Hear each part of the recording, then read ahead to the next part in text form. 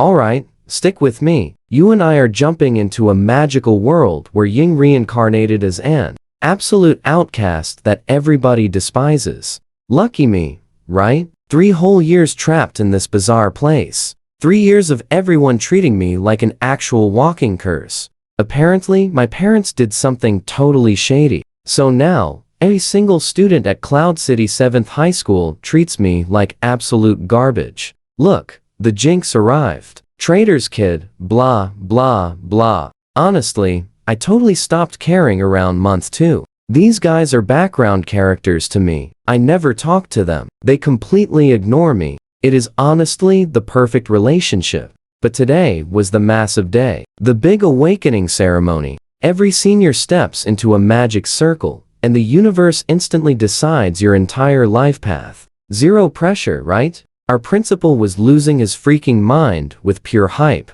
A famous star glory level instructor named Zhao Shalai just arrived from the nation's absolute best university. This guy rolled in carrying a massive toolbox like a plumber, but instead pulled out glowing crystals and bizarre gadgets, setting up an epic 6-pointed magic circle right on the main stage. Super dramatic, total sparkle mode. Then they started calling out names, and wow, what a complete disaster. First kid, a 1-star massage therapist. The instructor literally said, "There are no useless jobs, only useless people," which is exactly what you say to someone who gets a useless job. The second student got a 1-star bath scrubber class. Then the teacher awkwardly handed him a business card, telling him to visit his hotel room later. That student literally jumped off the stage and sprinted away. Can't blame him. Next came a 2-star square dancer, a completely failed awakening muggle, and a 1-star blacksmith. Now watch closely. This is where it gets hilarious. The principal looked furious. 0 combat classes, 0 healers. Just a literal army of spa workers and dancers. Cloud City's future defense strategy? Aggressive exfoliation. Then the school beauty walked right up. Lu Ruyu, long flowing hair, stunning face. The complete package. Every single guy in the crowd suddenly forgot how to breathe. She was apparently Wu Hao's girl. A fact everyone whispered around like highly classified military intel. She confidently stepped into the circle, smiling like a total winner, and boom, blinding purple light exploded everywhere. A 5-star hidden class, Frost Mage. The principal got so incredibly hyped, he almost hugged her, then realized that was super weird and just awkwardly shuffled back. Absolute comedy gold. Next up, Wu Hao, the big boss. The Cloud City Guild president's son. The entire field went completely silent when his name got called. He walked on stage like the circle owed him cash. Brilliant orange light erupted, way brighter than Lu Ruyu. 6 stars. Thunderlaw Sovereign. A legendary combat class. The principal practically did a massive backflip. "You will be the pride of Cloud City schools," he gushed. Wu Hao casually shrugged, claiming he was already the pride of Cloud City. So very humble. We love that for him. Everyone started whispering, jealous, terrified, totally impressed. The standard cocktail of emotions when someone absolutely peaks at 18. Then came my name, Ying. Finally my turn. I took a deep breath, ignored the countless dirty looks, and walked straight into that magic circle, like I fully owned it. Whatever this crazy world had planned for me, bring it on. I closed my eyes, deep breaths, but you and I both know something crazy is coming. Things suddenly got weird, like, unbelievably weird. The entire circle lit up like a rainbow having a literal meltdown. Then a massive beam of pure golden light shot from the sky, slamming right into my body.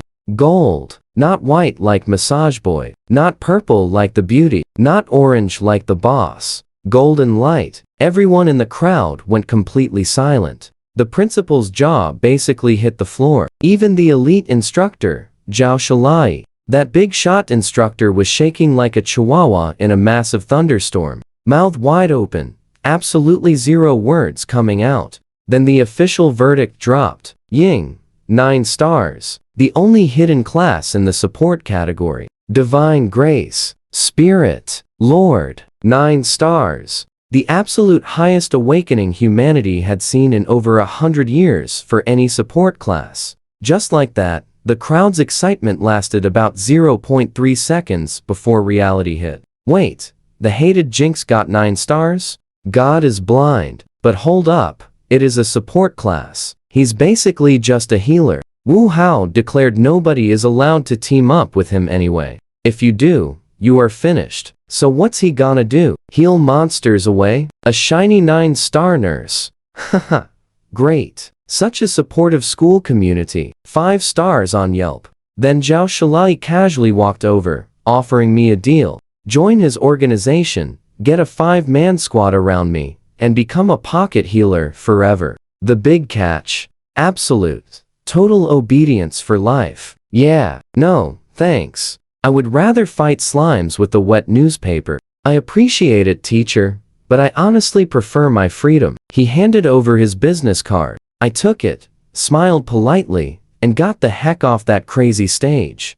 The second I was alone, I forcefully opened my status panel. Time to see what we are working with here. Name? Level 1. Health, 100. Spirit power, 100. Normal kids start at 10. So what do you and I make of this? Absolutely broken. My attack stats were a joke. Just 10 physical and 10 magical. A kitten hits harder. But stick with me here, because my starting healing ability was actually completely broken and overpowered. I could instantly restore max health using my spirit power, yet they still labeled me a mere support. A walking band-aid. I checked my lock skills, shields, attack buffs, cleanses, time freeze, even revival magic, all hidden behind massive requirements. Chaos fire seeds cost an absolute fortune. I was already completely broke, but then I spotted something totally insane. The very last skill glowed gold, practically screaming at me to select it. Skyfall Radiance, Level 1. Sovereign tier passive skill for bows. 1 second charge means 3 times physical damage. 2 seconds means 7 times. 3 seconds equals 11 times damage, plus doubled range, speed, and vision. I nearly choked. I remembered this exact ability from my past life. This was the absolute peak archer skill from the most famous game ever. Players went completely wild hunting for it. Now, it was just casually sitting right inside my personal skill tree like no big deal. A healer? Forget being a basic nurse holding a fan. Hand me a bow and watch me work. Sure, everyone assumes I am a helpless support waving at monsters while they mock me. Sure, absolutely nobody wants to team up. And yeah, Wu Hao basically threw a social exile sentence on my head. But here is what you and I know. These NPCs are absolutely not ready for my hidden 11 times damage multiplier. The principal announced a half-day break before the huge national exam tomorrow morning. Most kids rushed home celebrating, while normal folks planned vacations. But not me. I only had half a day to grind levels and transform this useless support into a powerhouse that would leave everyone in Cloud City absolutely speechless today. The clock was ticking fast. After school, I sprinted straight to my tiny slum district shack. Honestly, calling it a cardboard box would be an insult to luxury apartments. 10 square meters of pure misery. 3 years ago, I was in a completely different world, chilling at a cyber cafe, grinding my favorite game. I finally unlocked that legendary archer skill, got way too excited, completely fainted, and woke up trapped inside this absolute dump in another guy's body. The original Yi Ming suffered badly. His parents were falsely eliminated for betraying humanity, their belongings unfairly seized. The poor kid got exiled, despised by everyone, barely surviving on odd jobs and trash. Then he annoyed Waha over nothing, got beaten senseless by thugs, crawled back to this exact shack, and just quietly faded away forever. That is when my soul moved in. Truly the worst rental ever. I checked the cracked wall mirror. Messy hair, starving, pale as a ghost. But those eyes, they held fierce fire now. Do not worry, brother. I am going to avenge you. Your parents were framed. I am certain of it. I will uncover the truth. Enough motivation. Time for shopping. I dug my entire life savings from a cracked wall. 50 gold coins. My grand fortune. I'm definitely no billionaire here. Inside the trade hall, the snobby shopkeeper glared at me like I was literal dirt. I bought a healer's fan, since my class requires it for magic, plus a wooden bow. We bargained so aggressively, it probably shaved years off both of our lives. I even managed to score 50 free wooden arrows. The fan added 1 magic. The bow added 1 physical. Let that sink in for a second. Absolute peak starter gear. Watch out world. I'm fully broke. 0 coins left. If being poor was an actual class, I would be a 9-star master. The city guards tried stopping me from leaving. How cute. I marched straight out, and honestly, the wilderness looked stunning. Lush green hills, scattered trees, and bright blue skies looked like a perfect painting. Hard to believe this beautiful place was swarming with hungry, dangerous monsters. Time for my first real battle, but with my pathetic health and paper-thin armor, I figured playing it extremely safe was the smartest move. Snipe from a distance. Do not act brave. Do not fail on day 1, because my Skyfall Radiance doubled both vision and range. I easily spotted some chaotic action about 100 meters away. Some unlucky guy wielding a massive sword was wildly slashing at giant roosters. Every single strike only did 1 tiny damage. He was desperately chugging health potions between pecks like a warrior fighting for his very survival against angry poultry. I used my inspect skill. Iron Rooster, level 1, 100 HP. Skill is Iron Mountain Slam. A chicken with a body slam? This world is crazy. I pulled out my bow, knocked an arrow, drew the string tight, and held it for 3 full seconds. Surging energy rapidly built up inside that arrow. It was humming, fiercely vibrating, practically begging to be unleashed. I targeted the biggest bird and fired. Whoosh! Minus 116 damage. Instant knockout. That sword guy nearly dropped his weapon. He was spinning around in pure shock. But trust me, you and I are about to see something wild. I was already reloading. Whoosh! Whoosh! Whoosh! 1 clean shot, 1 rooster every single time. Stick with me here. These chickens were getting totally wrecked from 100 meters away by a healer. Boom. Level 2. The sword guy finally ran over like an excited puppy. Bro, I am Tang Si from 9th High. You are absolutely insane. Want to team up? Yeah. He was doing 1 damage per swing, chugging 200 gold potions just to recover a pathetic 20 HP on a 20-second cooldown. Meanwhile, was out here deleting targets from across the map. I would want to team up with me too, but sorry, no teams. I walked past him, checking the fallen chickens for loot. He followed like a lost puppy, pitching different experience, sharing deals.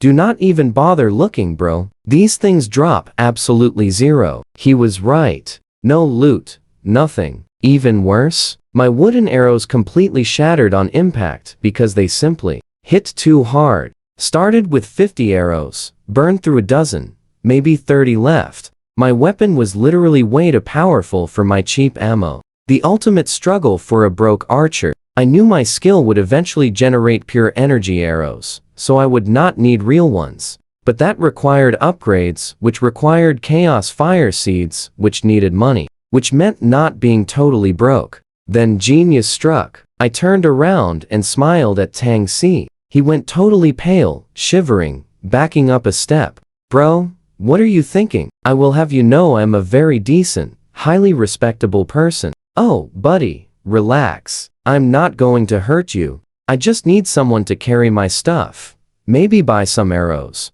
And tank a few chickens while I snipe from the back. We are going to be great friends. What were you thinking? I snapped. I'm just asking if you have money, weirdo. He grabbed his pockets like I was actually mugging him. Pay attention here. His fear was genuinely insulting. Relax. Name is Ying, 7th High. Team up on 1 condition. All loot drops are mine. You supply a proper bow and arrows. And we split the experience 50-50. That is it. Deal. Wait right here. I will buy everything. And just like that, he sprinted toward the city like a happy golden retriever chasing a ball. Beautiful. My very own supply chain. While he was gone, I checked my level 2 stats. Everything went up slightly, but the huge news? My spirit power entirely doubled to 200. Confirmed. My spirit power grows at 10 times the normal rate. Absolutely wild. I love it. I found some wild boars nearby.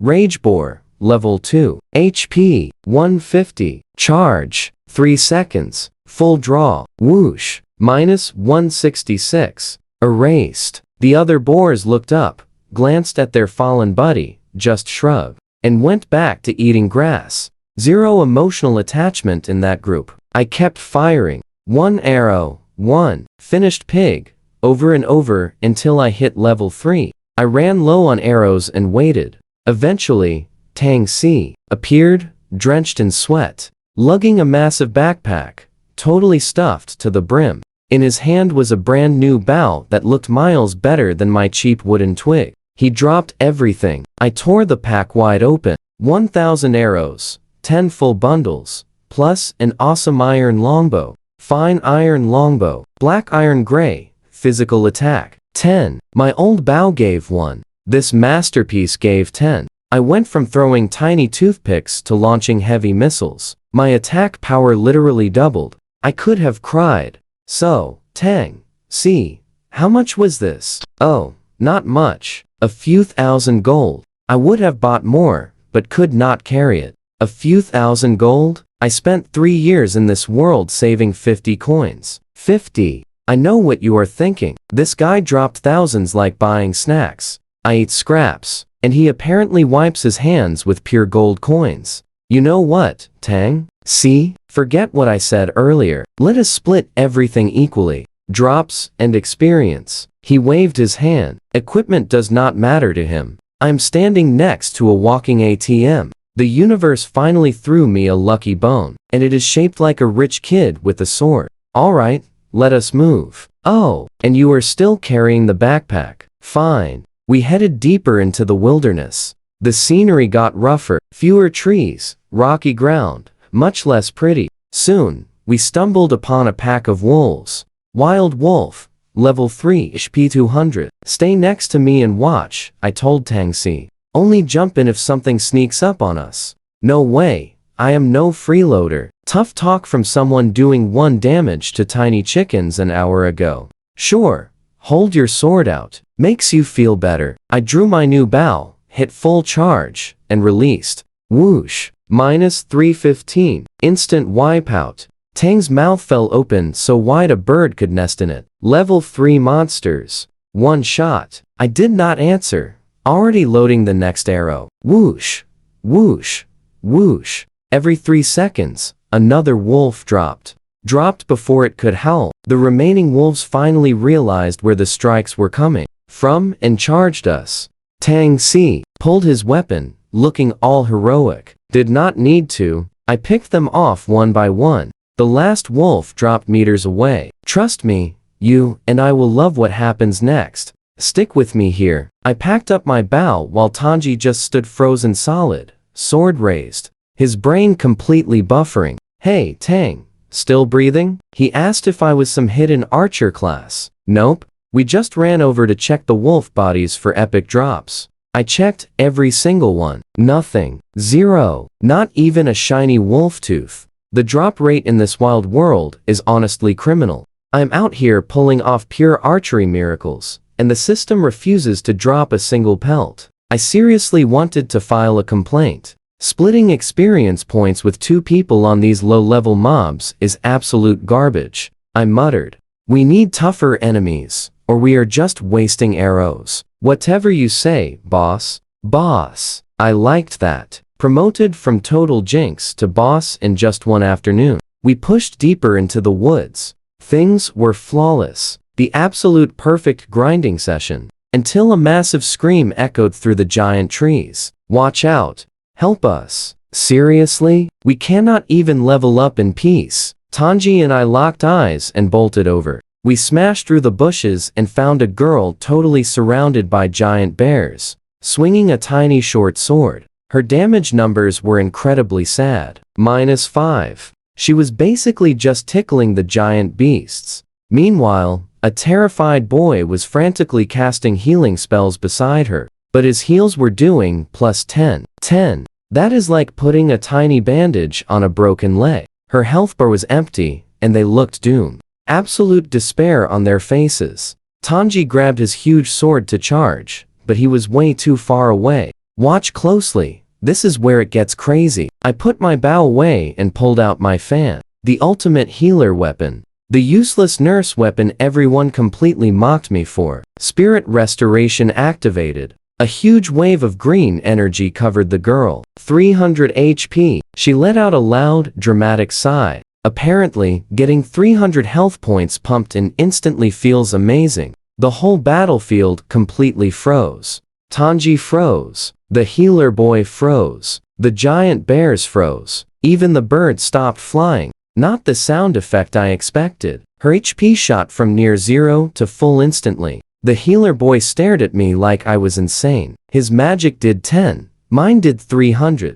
30 times stronger. His total self-worth just magically vanished. I thought you were an archer, not a healer. Tanji sputtered out loudly. I told you I was not just an archer. Less talking, more striking right now. Oh right. The giant bears are still here. Time for the big sword. Tanji wildly charged ahead. I swapped back to my bow in a blink. Level 4 Rage Bear. HP 300. Skill, Terrifying Bear Hug. These monsters literally squeeze you completely. Full charge. Release. Minus 310.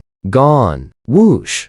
Whoosh. Every single arrow was a total wipeout. The giant beasts crashed down like heavy buildings in seconds. All 15 beasts were just piles of fur on the ground. Level up. Level 4. Who is this guy? The two siblings stared at me with their jaws completely dropped. Tanji just stood there looking incredibly casual. You and I both know he has seen me erase whole ecosystems. I just casually searched for epic loot. Nothing again. This world's drop rate feels like a personal attack. Bro, monsters under level 10 rarely drop anything unless they are elite, Tanji gently explained, watching me frantically search the fallen bears. Need cash? He offered. No way. I'm not taking money from a guy I met 2 hours ago. I have. Stupid. Broke pride. The brother and sister walked up and respectfully bowed. He introduced himself as Chuniang, his sister Shinyu. You saved her. How can we repay you? No need at all. It was nothing. Then Chuniang dropped an absolute bomb. There is a level 10 dungeon nearby. A dungeon. Here, dungeons appear randomly, stay for 24 hours, and are totally packed with epic loot and massive experience. But they require a minimum party size. My ears instantly perked up. Hey, Tanji, what do you think? Whatever you say, boss. God bless this loyal guy. So we immediately formed our 4-person epic adventure squad. Me, Tanji the wallet, Chuniang the healer boy, and Shinyu, the brave sword girl I just miraculously saved. They insisted on splitting experience points by contribution. This meant I would grab everything, doing absolutely 100% damage. Fair? Probably not, but nobody complained at all. We finally reached the dark dungeon entrance. A creepy black stone door embedded in the mountain, with a small tablet reading level 10 dungeon.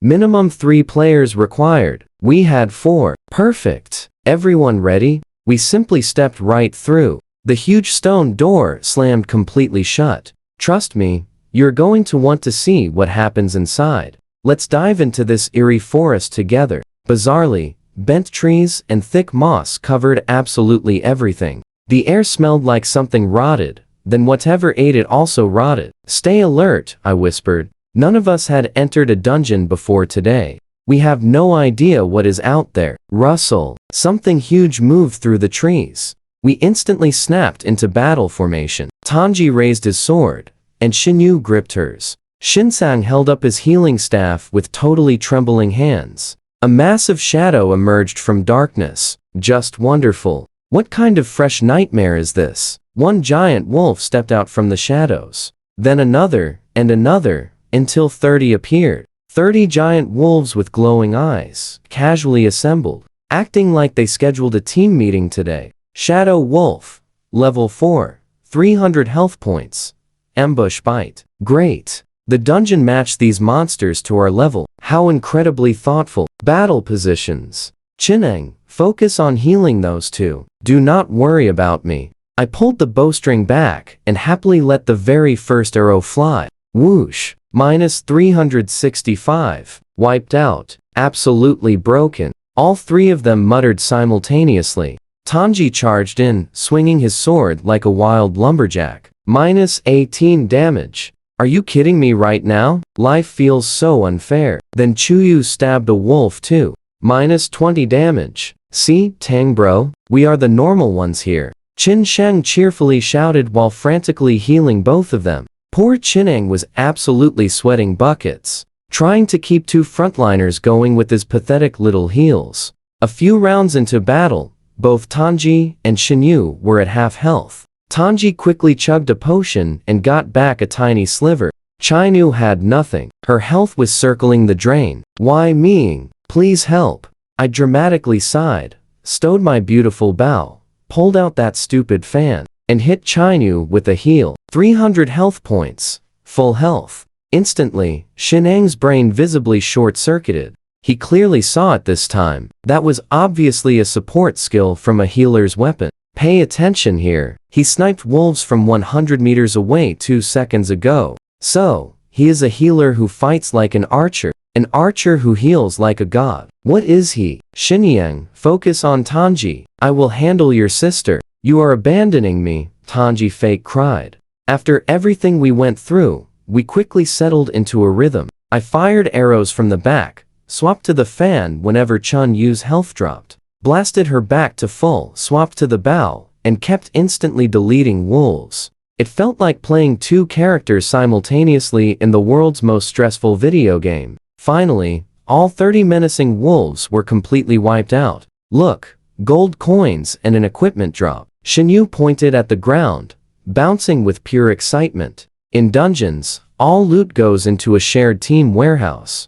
To claim something, either everyone else gives it up, you outbid them, or everyone else perishes. Option 3 seemed terribly rude, so we chose option 1. The equipment was just worn leather armor. Level 4, physical defense. 4 plus 4, just 4. We just defeated 30 demon wolves. And the game rewarded us with something an unhoused person would casually throw away. This is garbage, I loudly groaned. Maybe the boss drops something better, Qinyang said, trying to keep morale alive. Nobody else wanted it, so Shinyu gladly took the armor and hugged it like it was made of diamonds. She wore paper before this, so everything is relative. Tanji, you literally do not care about any loot. Are you secretly some rich kid? I jokingly asked. Hey, I am just average, he replied, which is what only rich people say. You should visit my place sometime. Sure, I smiled, but I know what you are thinking.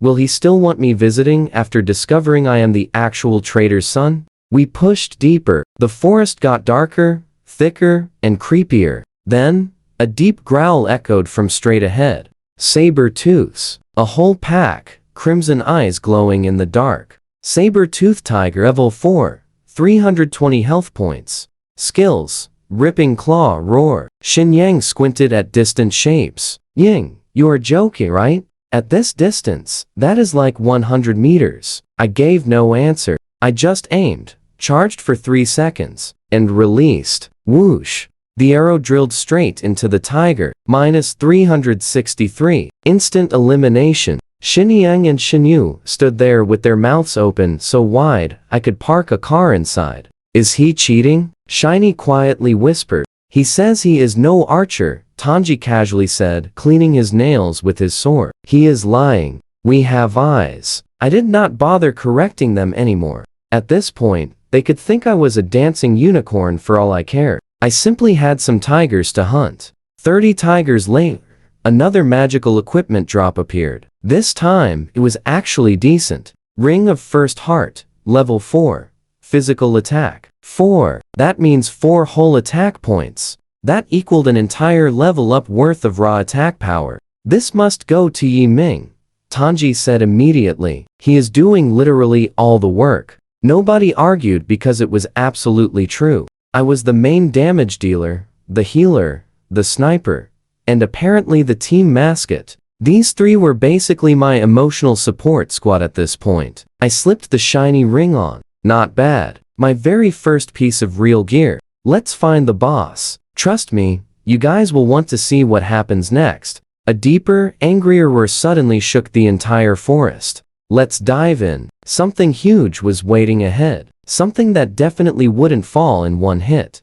I slipped the ring on and instantly felt a boost. 4 attack points might sound tiny, but when your base stats survive on hopes and empty pockets, every single point matters. I actually thought about selling it. It's probably worth 200 gold, but I wasn't that desperate. Time for quick world building. Every fighter here has 7 gear slots: top, bottom, shoes, necklace, weapon, bracelet, and ring. Quality ranges from basic gray to godlike dark gold. I only owned a gray ring and a fan that made me look exactly like someone's grandma at a summer picnic. Absolute fashion icon. After 2 intense battles, our spirit power was drained, so everyone sat down to meditate. Apparently, meditating recovers 1% per minute. We just sat cross-legged in that spooky, dark forest for an hour. Literally the world's worst yoga class. Spirit potions cost an absolute fortune. Plus, using 3 turns your brain to mush. Hard pass. Once fully charged, we pushed deeper into the woods. The trees grew darker, thicker, and incredibly unsettling. Massive vines were twisted around everything like giant green snakes. Tanguy hacked through them, clearing a path for our team. Then he accidentally sliced something soft. An epic roar shook the forest. Tanguy just whacked a sleeping bear. Now watch this, he literally slashed a boss monster's rear end during its nap. It stood up. This thing was massive. Fur red as fire, eyes glowing with rage. Staring right at the guy who gave it an involuntary tail surgery. Rage. Demon Bear level 4. Boss. 3000 HP. 40 attack. That health was 10 times bigger than anything we had ever faced. That attack power made past fights look like a pillow fight. The roar literally shook leaves off trees. Then it lunged at Tanguy with a paw the size of a dining table. He mostly dodged. The paw clipped him. Minus 58 HP. One graze stole a fifth of his health. A clean hit meant instant defeat. I fired straight into the bear's eye. Minus 399. That finally pulled its focus off Tanguy. Unfortunately, locked onto me. The bear decided I was the real threat, chasing me through the forest like I owed it serious money. Pulling boss aggro is rough when you are a squishy healer archer with the physical defense of a wet napkin. It is absolutely terrifying. I was sprinting, dodging, and shooting simultaneously. Zero time for 3-second charges, so I spammed quick shots. Still hitting triple damage thanks to Skyfall Radiance. Not bad for panic shooting. Meanwhile, Tanguy and Chunyu played the bravest game of hit and run ever witnessed. Slash once, sprint far away. Slash once, sprint away. Literally playing tag with defeat. Chunyu stood back, healing whoever looked closest to dropping, which was basically everyone. The bear was furious and incredibly confused. Poked from every direction by insects it could not catch. Slowly, that massive health bar finally crept downward. Its roars got weaker, its swipes grew sloppier, and finally, it let out a pathetic groan, totally collapsing like a massive furry mountain. 2 glowing gray items and gold coins appeared. We did it, Shinyu screamed. The system revealed the final report. Damage contribution? Yiming 89%. Shinyu 6. Tanguy 5. Chunang 0. Support contribution? Yiming 75%. Chunang 25. Overall, 82%. I did 82% of literally everything. I was the main attacker, the healer, and the whole team wrapped inside one skinny, malnourished teenage body. 2 golden flashes hit me. Level 4 straight to 6, plus 820 gold coins. I was finally slightly less broke. 150 experience, Tanguy mumbled, staring at his stats like they personally insulted him. 180 here, Shinyu sighed. Just blame Yiming for being a solo army. Chunang laughed. Honestly, levels do not matter much right now. I was confused. You feel that awkward silence too, right? They stared like I asked what sunlight was. Tomorrow's national exam. That trial gives insane experience points. Most combat students instantly jump to level 30 just by completing it. Plus, top scorers enter a secret realm to hit level 99. Seriously, level 99. I had spent all afternoon battling chickens, wolves, and bears, just to gain 6 measly little levels. Tomorrow, I'd gain 93 levels in one exam. Why didn't anyone tell me? Right. Nobody ever tells me anything. Teachers ignore me. Students dislike me. I've been socially quarantined for 3 whole years. I just learned about the biggest event of my entire life from someone I met 4 hours ago. I came out here just to practice fighting and maybe make friends. Tangy smiled warmly, swinging his sword. Meeting you was the real victory today. A warm feeling hit my chest. Real kindness. Trust me, you and I will love seeing what happens next. Stick with me here. After 3 years, someone finally treated him like a real human. Even this dark, creepy forest suddenly felt way less gloomy. Then someone yelled, "Check the team stash. 2 black iron grade items just dropped for us." Shinyu's shout snapped me out of it. Right, feelings later. Loot comes first. The boss dropped 2 shiny black iron armor pieces, a bear-skin chest plate and matching leg guards. Tanji glanced at them for half a second. Pass, he said, like declining a free grocery sample. Honestly, this guy's entire relationship with money is just completely unhealthy. Chinu already had armor, so she passed too. I immediately grabbed the chest plate, and Shinsang took the legs. Hey guys, let's run this dungeon a few more times before sunset.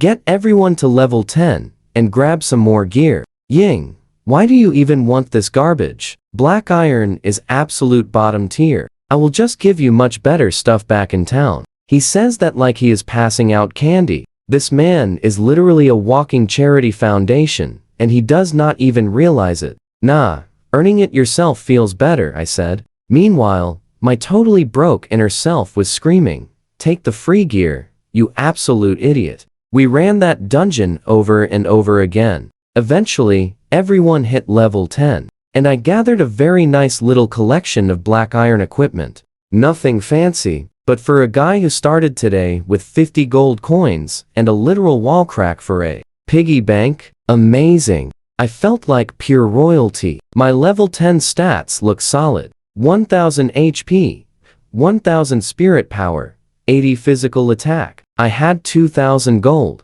Went from a total hobo to slightly upgraded hobo. Real progress. We headed back toward the city at sunset. Everyone was chatting, laughing, and casually swatting away small monsters along the path. For the very first time in 3 years, I felt like I had actual friends. It was truly nice. Suddenly, someone started shouting, "You useless trash, get up there and tank." But the boss is too strong. We cannot hold it. Now listen closely. Anyone who retreats gets wiped out tonight. Fantastic. I know that annoying voice anywhere. We peeked through the bushes. A group of students were getting absolutely crushed by a giant level 10 boar king. Some were already on the ground, completely out cold, and standing safely in the very back, literally not lifting a single finger to help.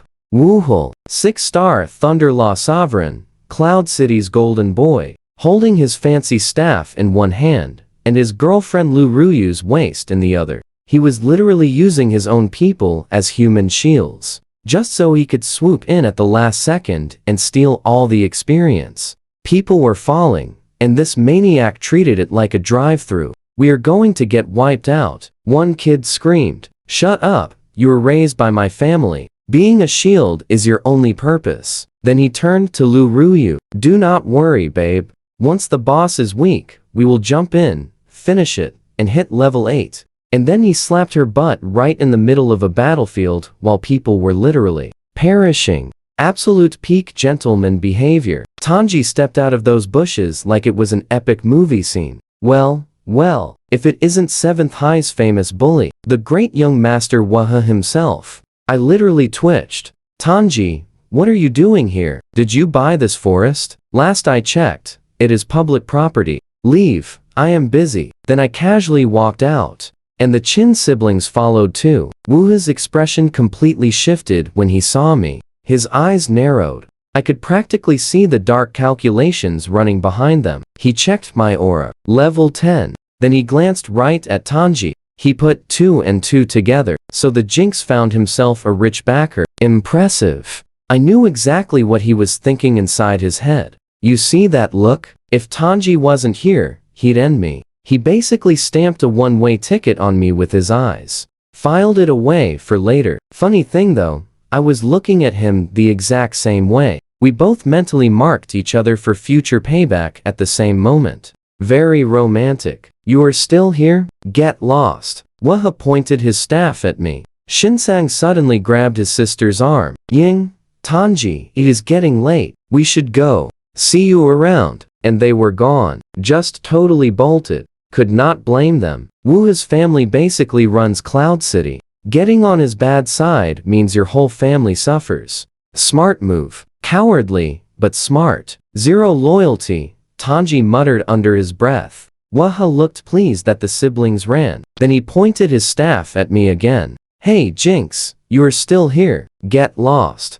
Tanji was sitting on the ground picking grass, completely unbothered. I stood 10 feet from the guy who eliminated my body's original owner, watching him send teens to fall against a boss monster just to steal that final hit. Every single instinct was telling me to put an arrow right through his smug face. But not today. Not yet. Not with Lu Ruyu right beside him, and his huge family shadow looming over this entire city. I will deal with you later, Wuha. You will not see it coming. For now, though, there was a giant boar king rampaging over there, and innocent people going down. Someone had to be the bigger person here. So what do we do now? I'm just here to watch the show, I said, plopping down by Tanji like it was a picnic. Wuha's knuckles went completely white on his staff. Tiny lightning sparks danced around it. Let's dive into this. He wanted to end me, but he kept looking at Tang. I knew those gears were turning. Rich kids never wander out here alone.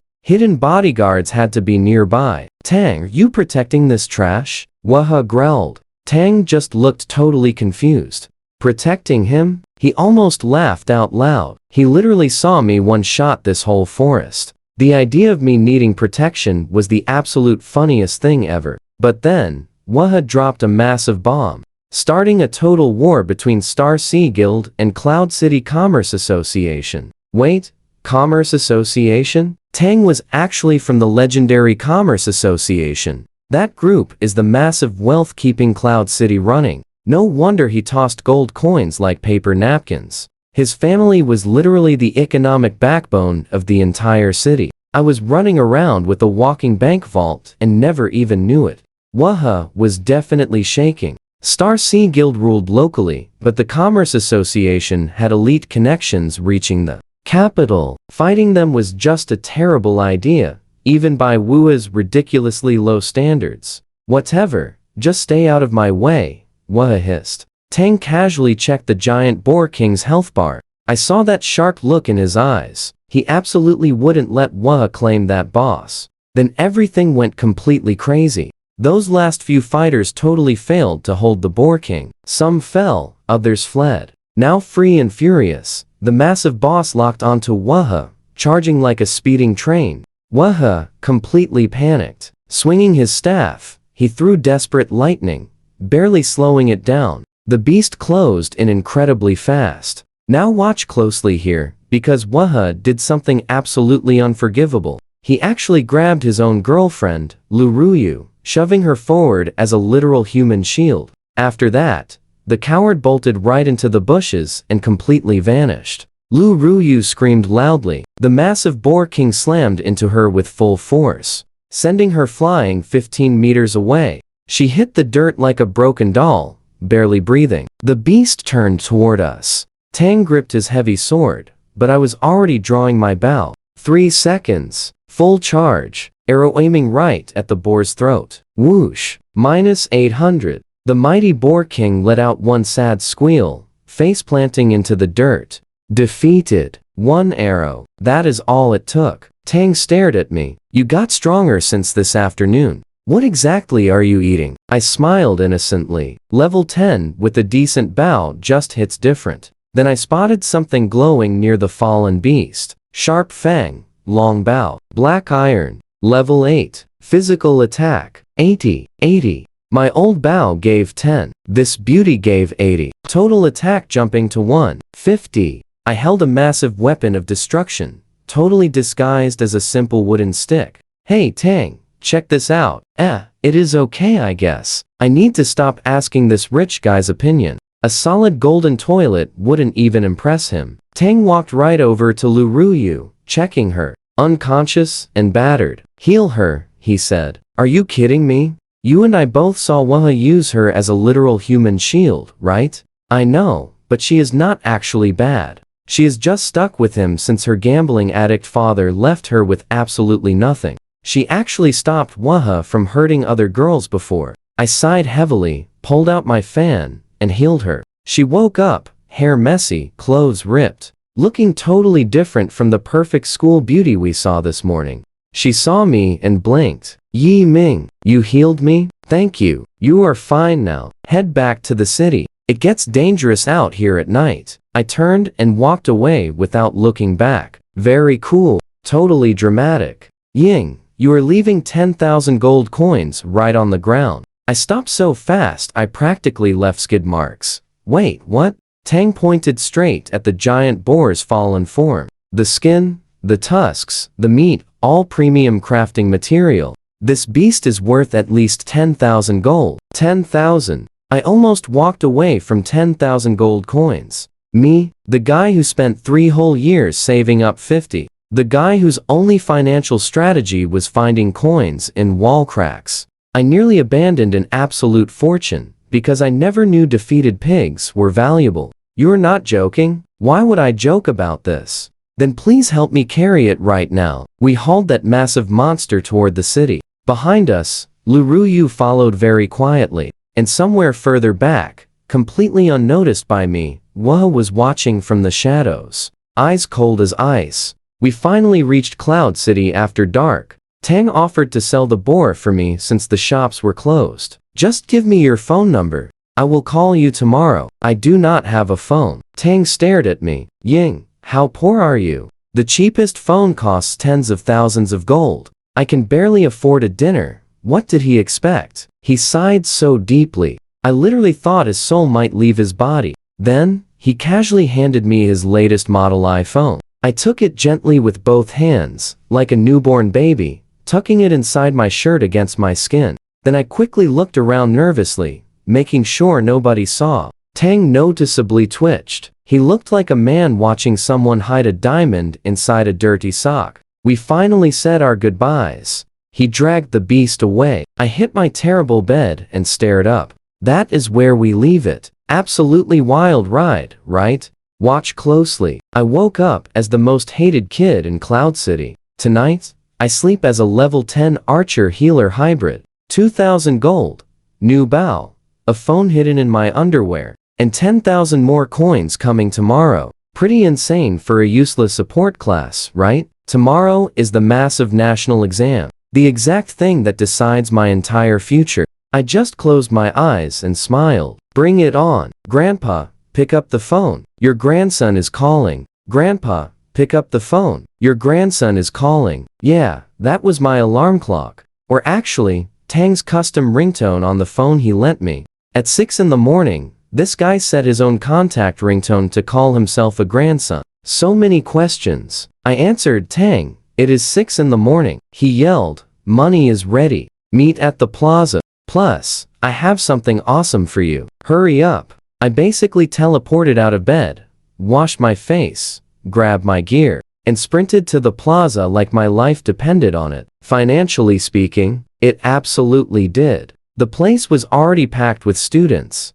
Today was the real deal, the national exam. Every single combat and support class senior in Cloud City reported here by 8. I finally found Tang lurking in a corner. He just pulled out a sleek black card and handed it over to me. Here, 10,000 gold coins, all loaded onto this one card. Combined with my previous 2,000, I now had 12,000 total. Yesterday, I was debating if I could afford a second meal. Today, I am practically a wealthy businessman. But wait, Tang said, looking weirdly proud. That black card is totally special. There is only a handful nationwide, completely bound to your unique identity. It works at any commerce shop. 20% discount on purchases, 20% markup on sales. Enduring emergencies.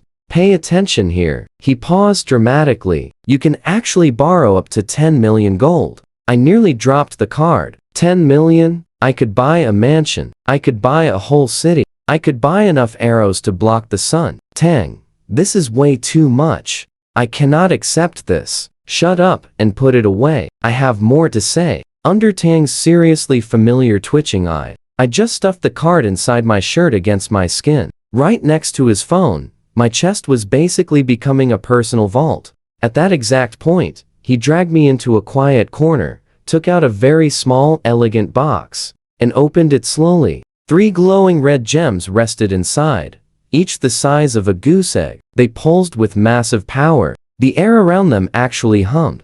3 chaos fire seeds, Tang whispered softly. My brain totally stopped. Chaos fire seeds. The ultra-rare items you only get by hitting level 100, entering the Chaos Dragon event, and ranking at the very top. Items that unlock and completely upgrade your skills. Things money can barely buy because absolutely nobody sells them. And this kid just pulled 3 out of his pocket like simple breath mints. Where did you get these? My dad prepared them for you. Your dad does not even know me. Tang scratched his head, looking embarrassed. Okay, here is the thing. I only awakened a 1-star swordsman class. 1 star. The moment it happened, I felt like my whole world ended. So I snuck out to the wilderness completely alone, to blow off steam. Then I met you, and suddenly had real hope again. He looked at me seriously. I told my dad absolutely everything last night. Your insane damage, your healing,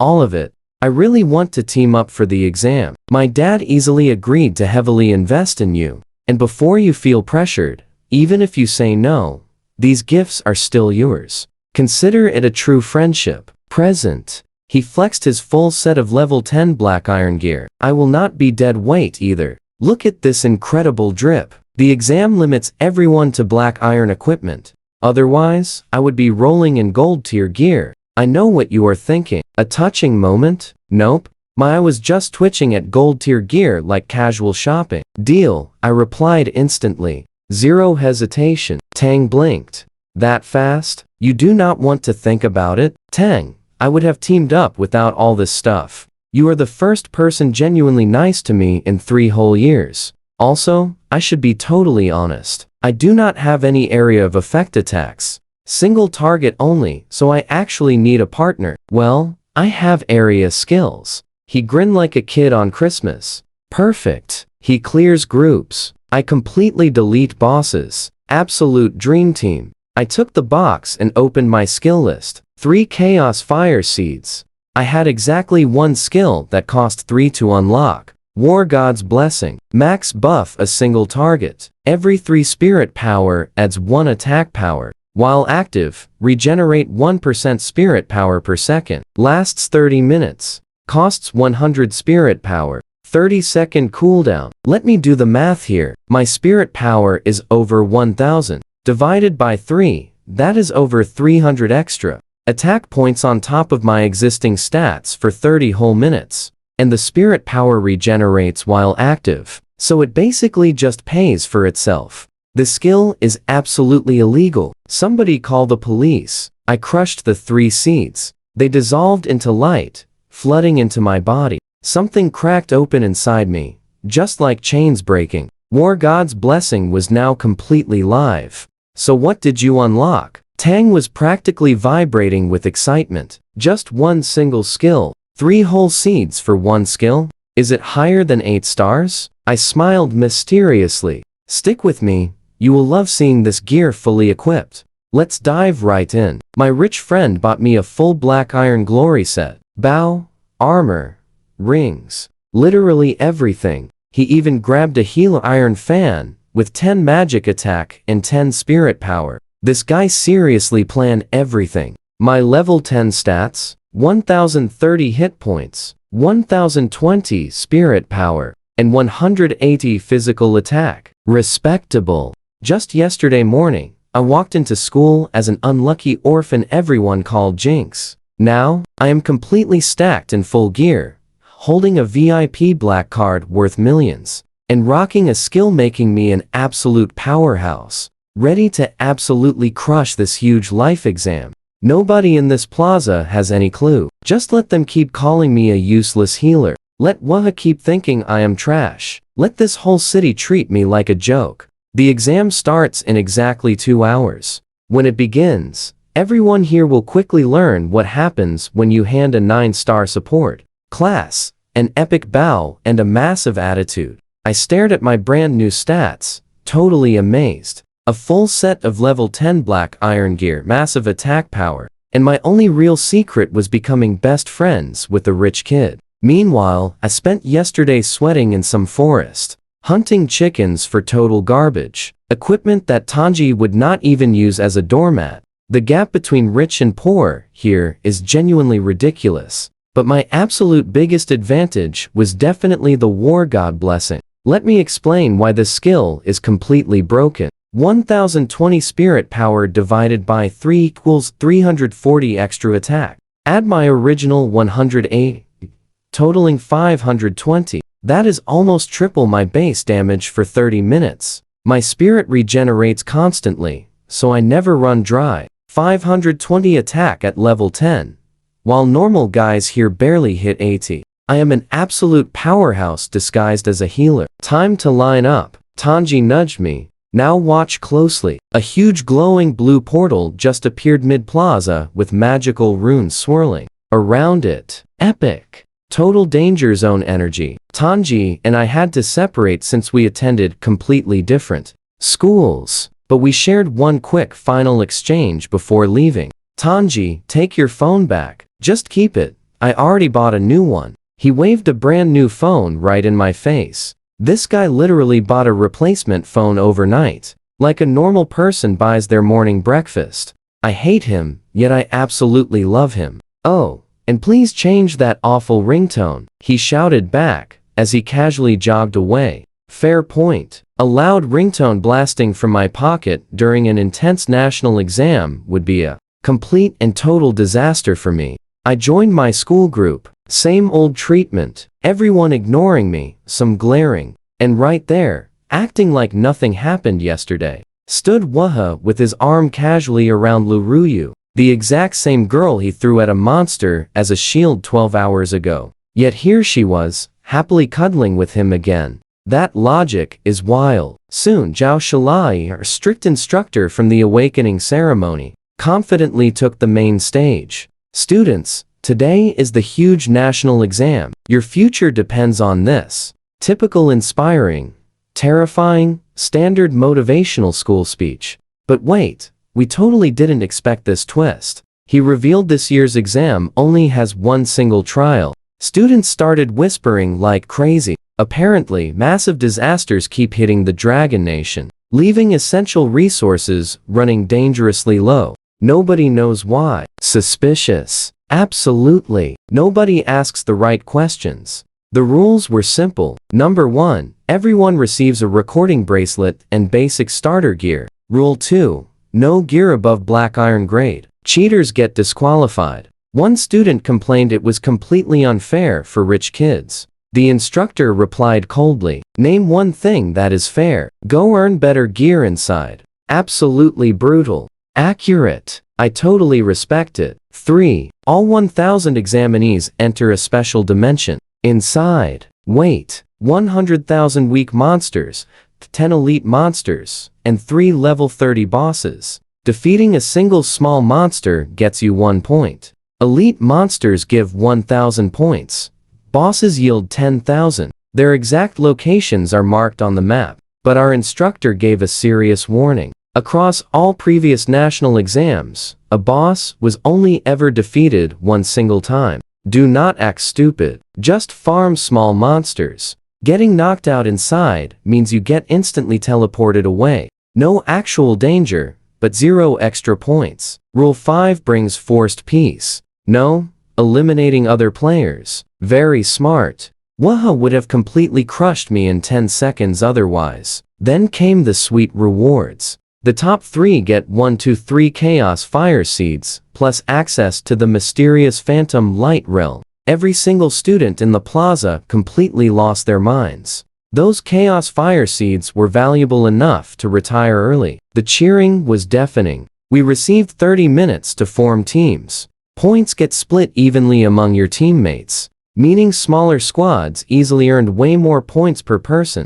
Tanji basically materialized right beside me. Just us two, right? No one else. Just us. That is all we need. And here's where we leave it. The villain Waha is back looking for trouble. You absolutely want to see what happens next. Alright, stick with me here. See this smug guy? He thinks Tang's money makes him special. But a healer is a healer. Fancy gear changes nothing. I gave him a calm look. Waha, just worry about yourself. Losing to a healer would totally embarrass a 6-star Thunderlord. His eye twitched hard. Tang jumped right in. Hey, Waha, want to make this interesting? A simple bet. Most points wins. Loser hands over a level 100 gold grade weapon. Winner picks the type. We are talking 2 million gold coins here. Tang offered it like he was betting lunch. Waha paused for 1 second, then burst out laughing. Deal. You think a 1-star swordsman and a mere healer can beat me? I will take that bet easily. Don't back out now, Waha. Hey Emph, we will see. He strutted away, dragging Lu Ruyu along. She clearly wanted to speak up, but stayed completely silent. Half an hour vanished. Teams formed. 1,000 students stood ready. Everyone line up. Follow your instructors to the portal. No pushing around. Wait for the referee's signal inside. Tang and I shared a look. The exact same vibe as yesterday in the forest. Except back then, we hunted chickens.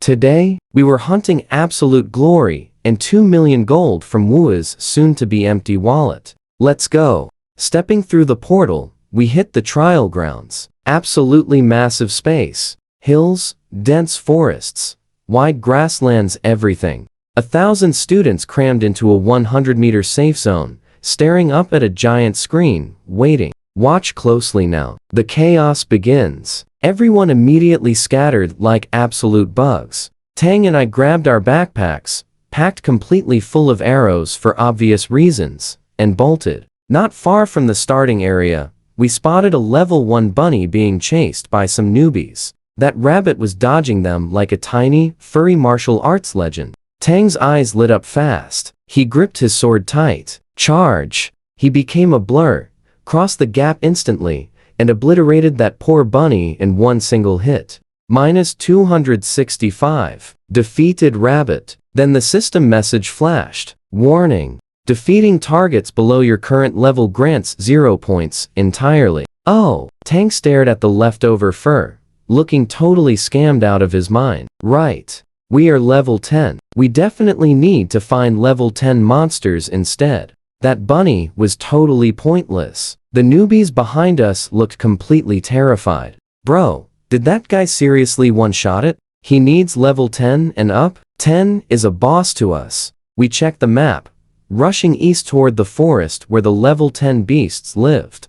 Found them super fast. 10 massive wolves just chilling there. Rage. Giant wolf. Level 10. 900 HP. Skills include Crazy Bite. Tang raised his sword to charge, but I grabbed his collar. Wait. He looked confused. I just smiled, pulled out my iron fan, and gave him a wave. War God's blessing. You and I saw that glow, right? Golden light exploded, wrapping Tang up like a divine gift. When it faded, he just stood there completely frozen, brain totally rebooting. My attack power, it went up by 343 points. Total attack 523. Also, I added casually, your spirit power continuously regenerates while this buff is active. So, spam those skills. Go totally nuts. Tang stared at his hands, his sword, me, and his hands again. Pretty sure the guy was having a full-blown religious experience right there. This is what 3 Chaos Fire Seeds gave me. 1 insane skill. Okay, Tang, go clear out those wolves. He did not need to be told twice. Charge! He vanished, reappearing directly in the middle of the pack. Whirlwind slash. -473 across the whole pack. 10 wolves completely defeated in seconds. A 1-star trash tier swordsman just wiped 10 level 10 monsters with one combo. Experience and points literally rained down like confetti. Tang sprinted back toward me, arms wide open, trying for a hug. I dodged hard. No, bro. You mean you love this power? I have never felt this incredibly strong before. Personal space. Seriously? Tang. Personal space. He was practically crying with pure joy since awakening. Everyone, even his wealthy family, had pitied him for pulling a 1-star class. He carried that heavy shame for days. But now, he was a wolf-erasing monster truck wielding a sword. Remember I told him, power is not for flexing, it is for protecting what matters. He nodded. Deep, meaningful moment. Then I totally ruined it. So, what are your skills? He showed me. Charge covers 50 meters with the chance to stun. Whirlwind slash hits everything in a 2-meter radius twice. Ground splitter deals massive single target damage. 3 solid skills, plus my buff, adding 340 attack to his base. Even the weakest skill now hit like a literal truck full of other trucks. Hey, Tang, is there any possible way to learn new skills beyond your starting ones? 2 ways. First, the 3 elite universities, Jingbei, Huing, and Fudan. They have skill inheritance programs. Second, a Supreme Realm expert can forcefully transfer skills over, but apparently, it comes with a price. Supreme Realm? Tang looked at me like I asked what water was. Trust me, you want to see what's next. Let's dive right in. In this world, power levels go from Spirit Awakening up through Black Iron, Silver, Gold, Diamond, Star, Glory, all the way to Supreme. Each tier has 100 levels. Supreme means level 900. My mind was blown. That awesome Star Glory instructor everyone was obsessing over yesterday? He was only level 700. There were fighters 2 entire tiers above him. Tanji told me the Dragon Nation has 5 Supremes. The 3 University Deans, the Nation, Lord, and 1 totally mysterious unknown legend. Just 5 heroes standing at the absolute peak of human strength, guarding the whole country, only fighting when their home is truly in danger. A spark ignited inside me. Not fire, something much bigger. Voice saying, that will be me someday. Supreme tier, I whispered. I am getting there. Tanji nodded. Long road ahead. We're literally level 10. I know, but our journey starts right now. In today's exam, we walked deeper into the thick forest. Tanji was swinging his sword so confidently, and me, carrying a backpack full of arrows and a mind full of impossible dreams. Behind us, Wu Hao was probably bullying rookies, but ahead of us, there were elite monsters and giant bosses worth thousands of juicy exam points. On my skill list, War God's Blessing was quietly ticking, restoring my spirit power, making every single attack 3 times more devastating. Watch closely. A wild fox is just up ahead. Tanji interrupted my epic daydream about becoming a supreme hero. Rude, but fair enough. We had targets to farm. Swift Shadow Fox, level 12, 1200 HP. Skill is Shadow Rush. I used War God's Blessing and quickly crunched the numbers. My attack times 3 from 1 quick charge equals 1500 damage. The fox had 1200 HP. In other words, absolutely vanquished. I swapped to my bow. Tanji, guard my flanks. Standard formation. Roger that. I drew, aimed, and released. Whoosh. -1500. Fox defeated. 1 arrow. 1 victory. Even at level 12. Wait. The shared experience, is this insanely high? I blinked in shock. Each win gave us 300 experience. Yesterday, our 4 targets only gave 15. Trial grounds give 5 times normal experience points. Tanji explained casually. It is a welcome gift for new fighters. That is why he did not care about leveling yesterday. He knew this place was an absolute XP buffet. This dude watched me grind chickens and wolves all day. secretly knowing my effort was basically totally pointless. He probably bit his tongue clean off, trying not to laugh. I originally planned to hit level 5, equip my level 5 gear, then reach level 30 right here, where my next full armor set is totally waiting. Tanji shrugged. This man had pre-prepared level 30 equipment. He packed gear for levels he had not even reached yet, like someone packing for a summer vacation. I seriously cannot with this guy. No more talking. Time to grind. Whoosh, whoosh, whoosh. Foxes dropped just like dominoes. They did not even have time to activate their fancy shadow skills before my arrow turned them into decorative fur rugs.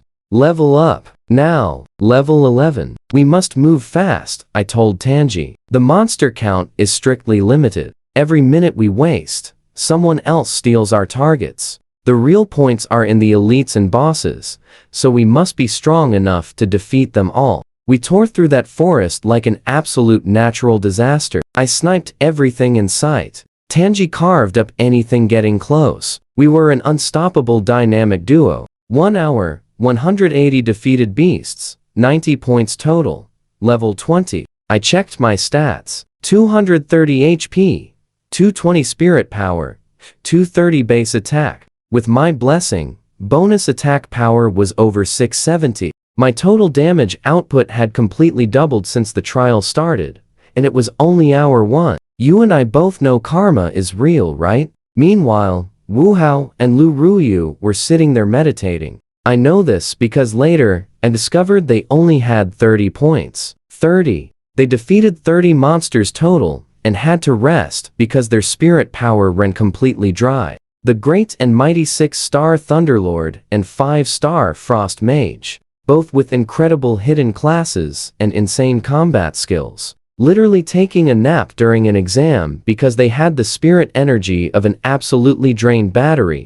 Hidden classes have crazy power, but apparently total garbage spirit reserves early on. Meanwhile, my spirit power was 220 and regenerating constantly, thanks to my blessing. Life is unfair, but for once, it favored me. According to what Tanji heard, Lu Ruyu was acting super flirty with Wu Hao. We have 30 points. We must be number 1, right? Wu Hao snapped at her. 30 points means absolutely nothing, you short-sighted woman. One elite monster is worth 1,000 points. Charming boyfriend. Truly a perfect romantic for the ages. She is definitely going to dump him the very second she gets into a good university. I can see it in her eyes. She is playing the long game. Back at the safe zone, the big scoreboard just updated. The instructors completely lost their minds. Ying and Tanji 90 points. First place. Wu Hao tied for second. Trust me, you and I are about to see absolute chaos erupt. Stick with me here. We are watching a 1-star swordsman and a simple healer completely triple the score of a 6-star genius. Tang's dad runs the Commerce Guild. They figured the kid smuggled in broken gear. No way. The portal blocks anything above black iron. Maybe his rich dad just bought him some wild skill upgrades instead. But those cost 20 million gold each. Crazy money. Then Wise Zhaoyi took a sip of tea and dropped his analysis. Ying awakened an ultra-rare 9-star hidden support class. I saw it myself. They are clearly running a duo. Ying playing support, Tang doing damage. Everyone in the room nodded along sagely. Ah, so the healer buffs the swordsman. Makes total sense. Classic support tactics. They had absolutely zero clue. The healer was actually one-shotting level 12 monsters from 100 meters away with a bow. They assumed Tang did all the heavy lifting. Fine by me. Let Waha just sit meditating while I completely dominated the scoreboard. 90 points and rising. Elites worth 1,000 waited deeper inside.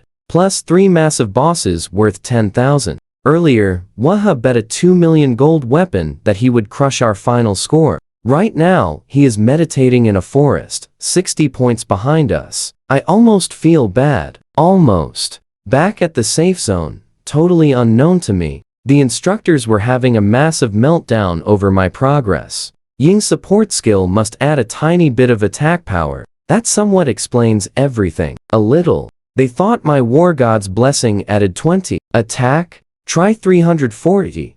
You beautiful idiots. But sure, keep underestimating my fuel at this point. Then one instructor dropped a massive bomb. Wait. Ying? As in Yi Lingfang's son. Absolute silence. Heavy, suffocating silence filled the room. Even with the best score, he cannot pass the strict political background check. He will never get into university. Just like that, every single adult went from praising this kid's limitless future to saying rules are rules in seconds. 3 years of being treated like a disease, and even when I win, the system makes me fail. But I had no idea yet. I was busy doing something way more. Now watch this part closely. Tang pointed ahead at the absolute most ridiculously muscular monkey I had ever seen. Arms like literal tree trunks. This monster looked like it lived at the gym eating pure protein powder. Rage Demon Ape. Level 21 Elite. 14,000 health. 800 attack. With devastating heavy smash skills. One hit from this steroid gorilla would vaporize us. We backed up 100 meters. I quickly ran the numbers. My base attack was 97. A 3-second charge meant an 11 times multiplier for huge damage.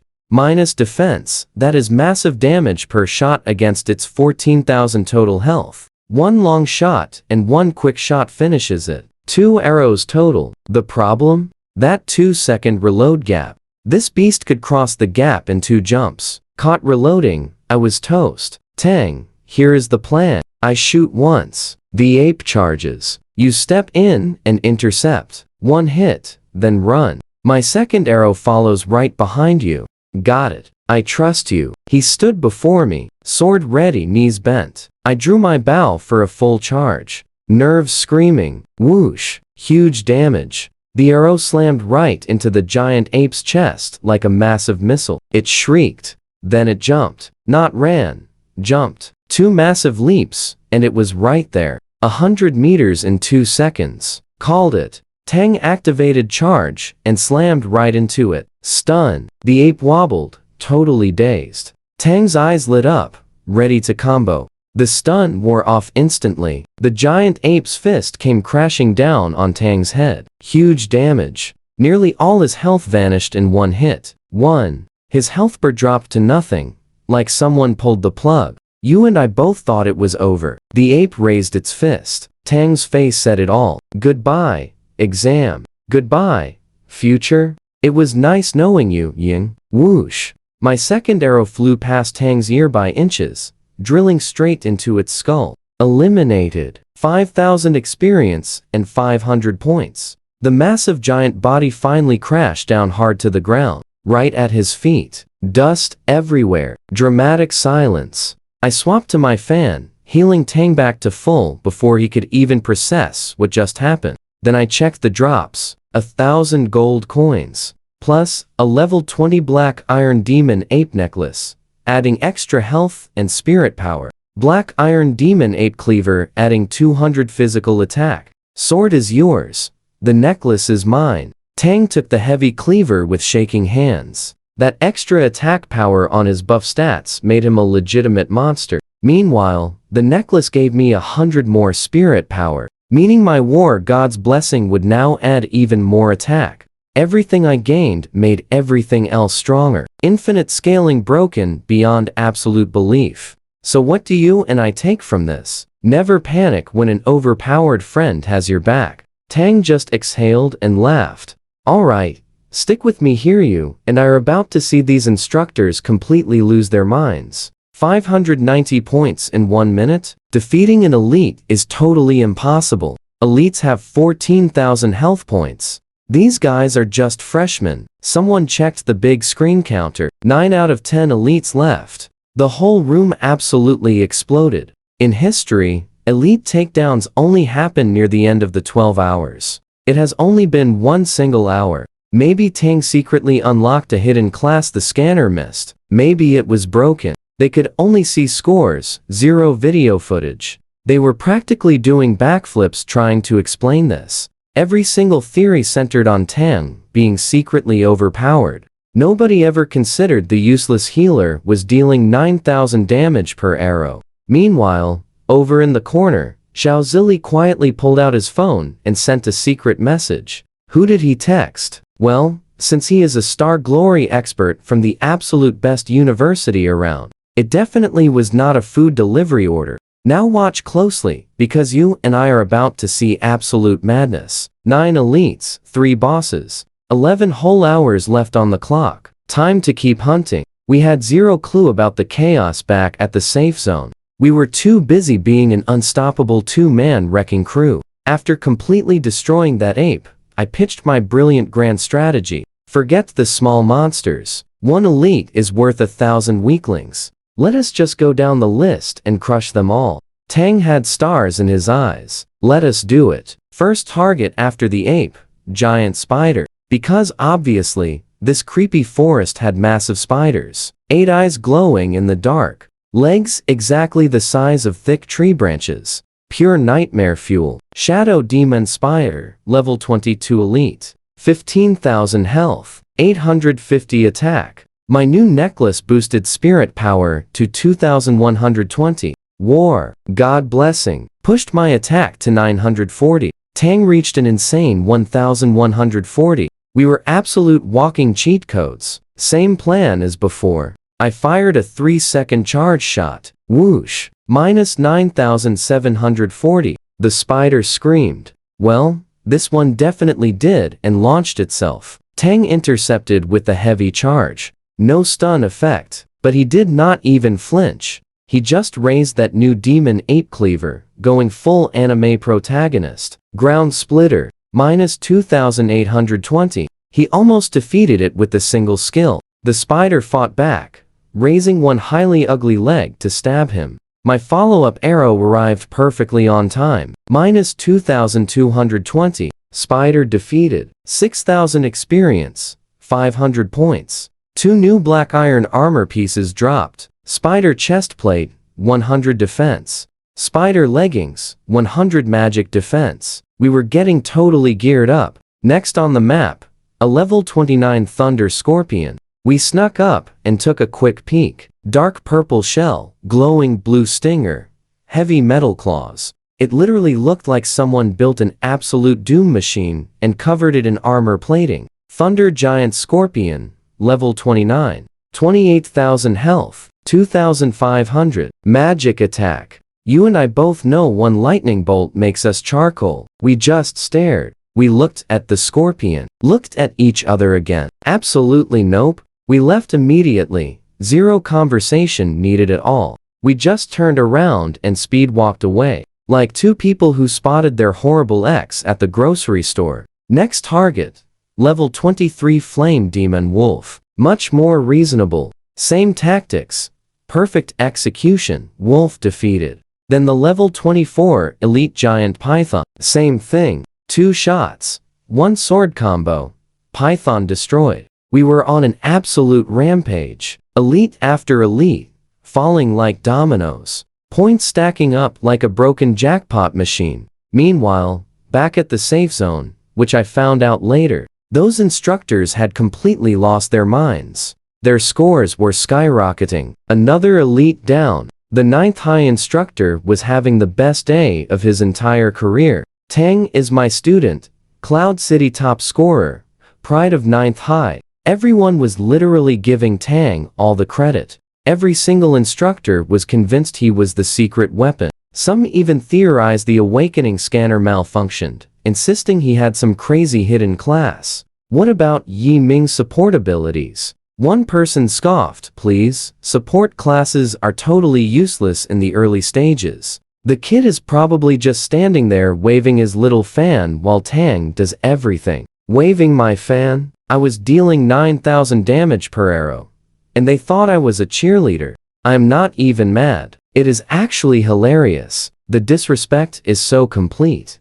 It is basically art. Only Xiao Zili seemed highly suspicious. He personally verified that equipment. Tang was absolutely a normal 1-star swordsman, which meant the insane power had to be coming from me. He sat there quietly, wheels turning, trying to figure out what support skill turns a 1-star nobody into a monster-crushing machine. Close, old man. But trust me, you and I are totally not ready for the juicy lore drop coming next. Let's dive right in. If they defeat all 10 elites, they trigger a legendary buff. Has that ever happened?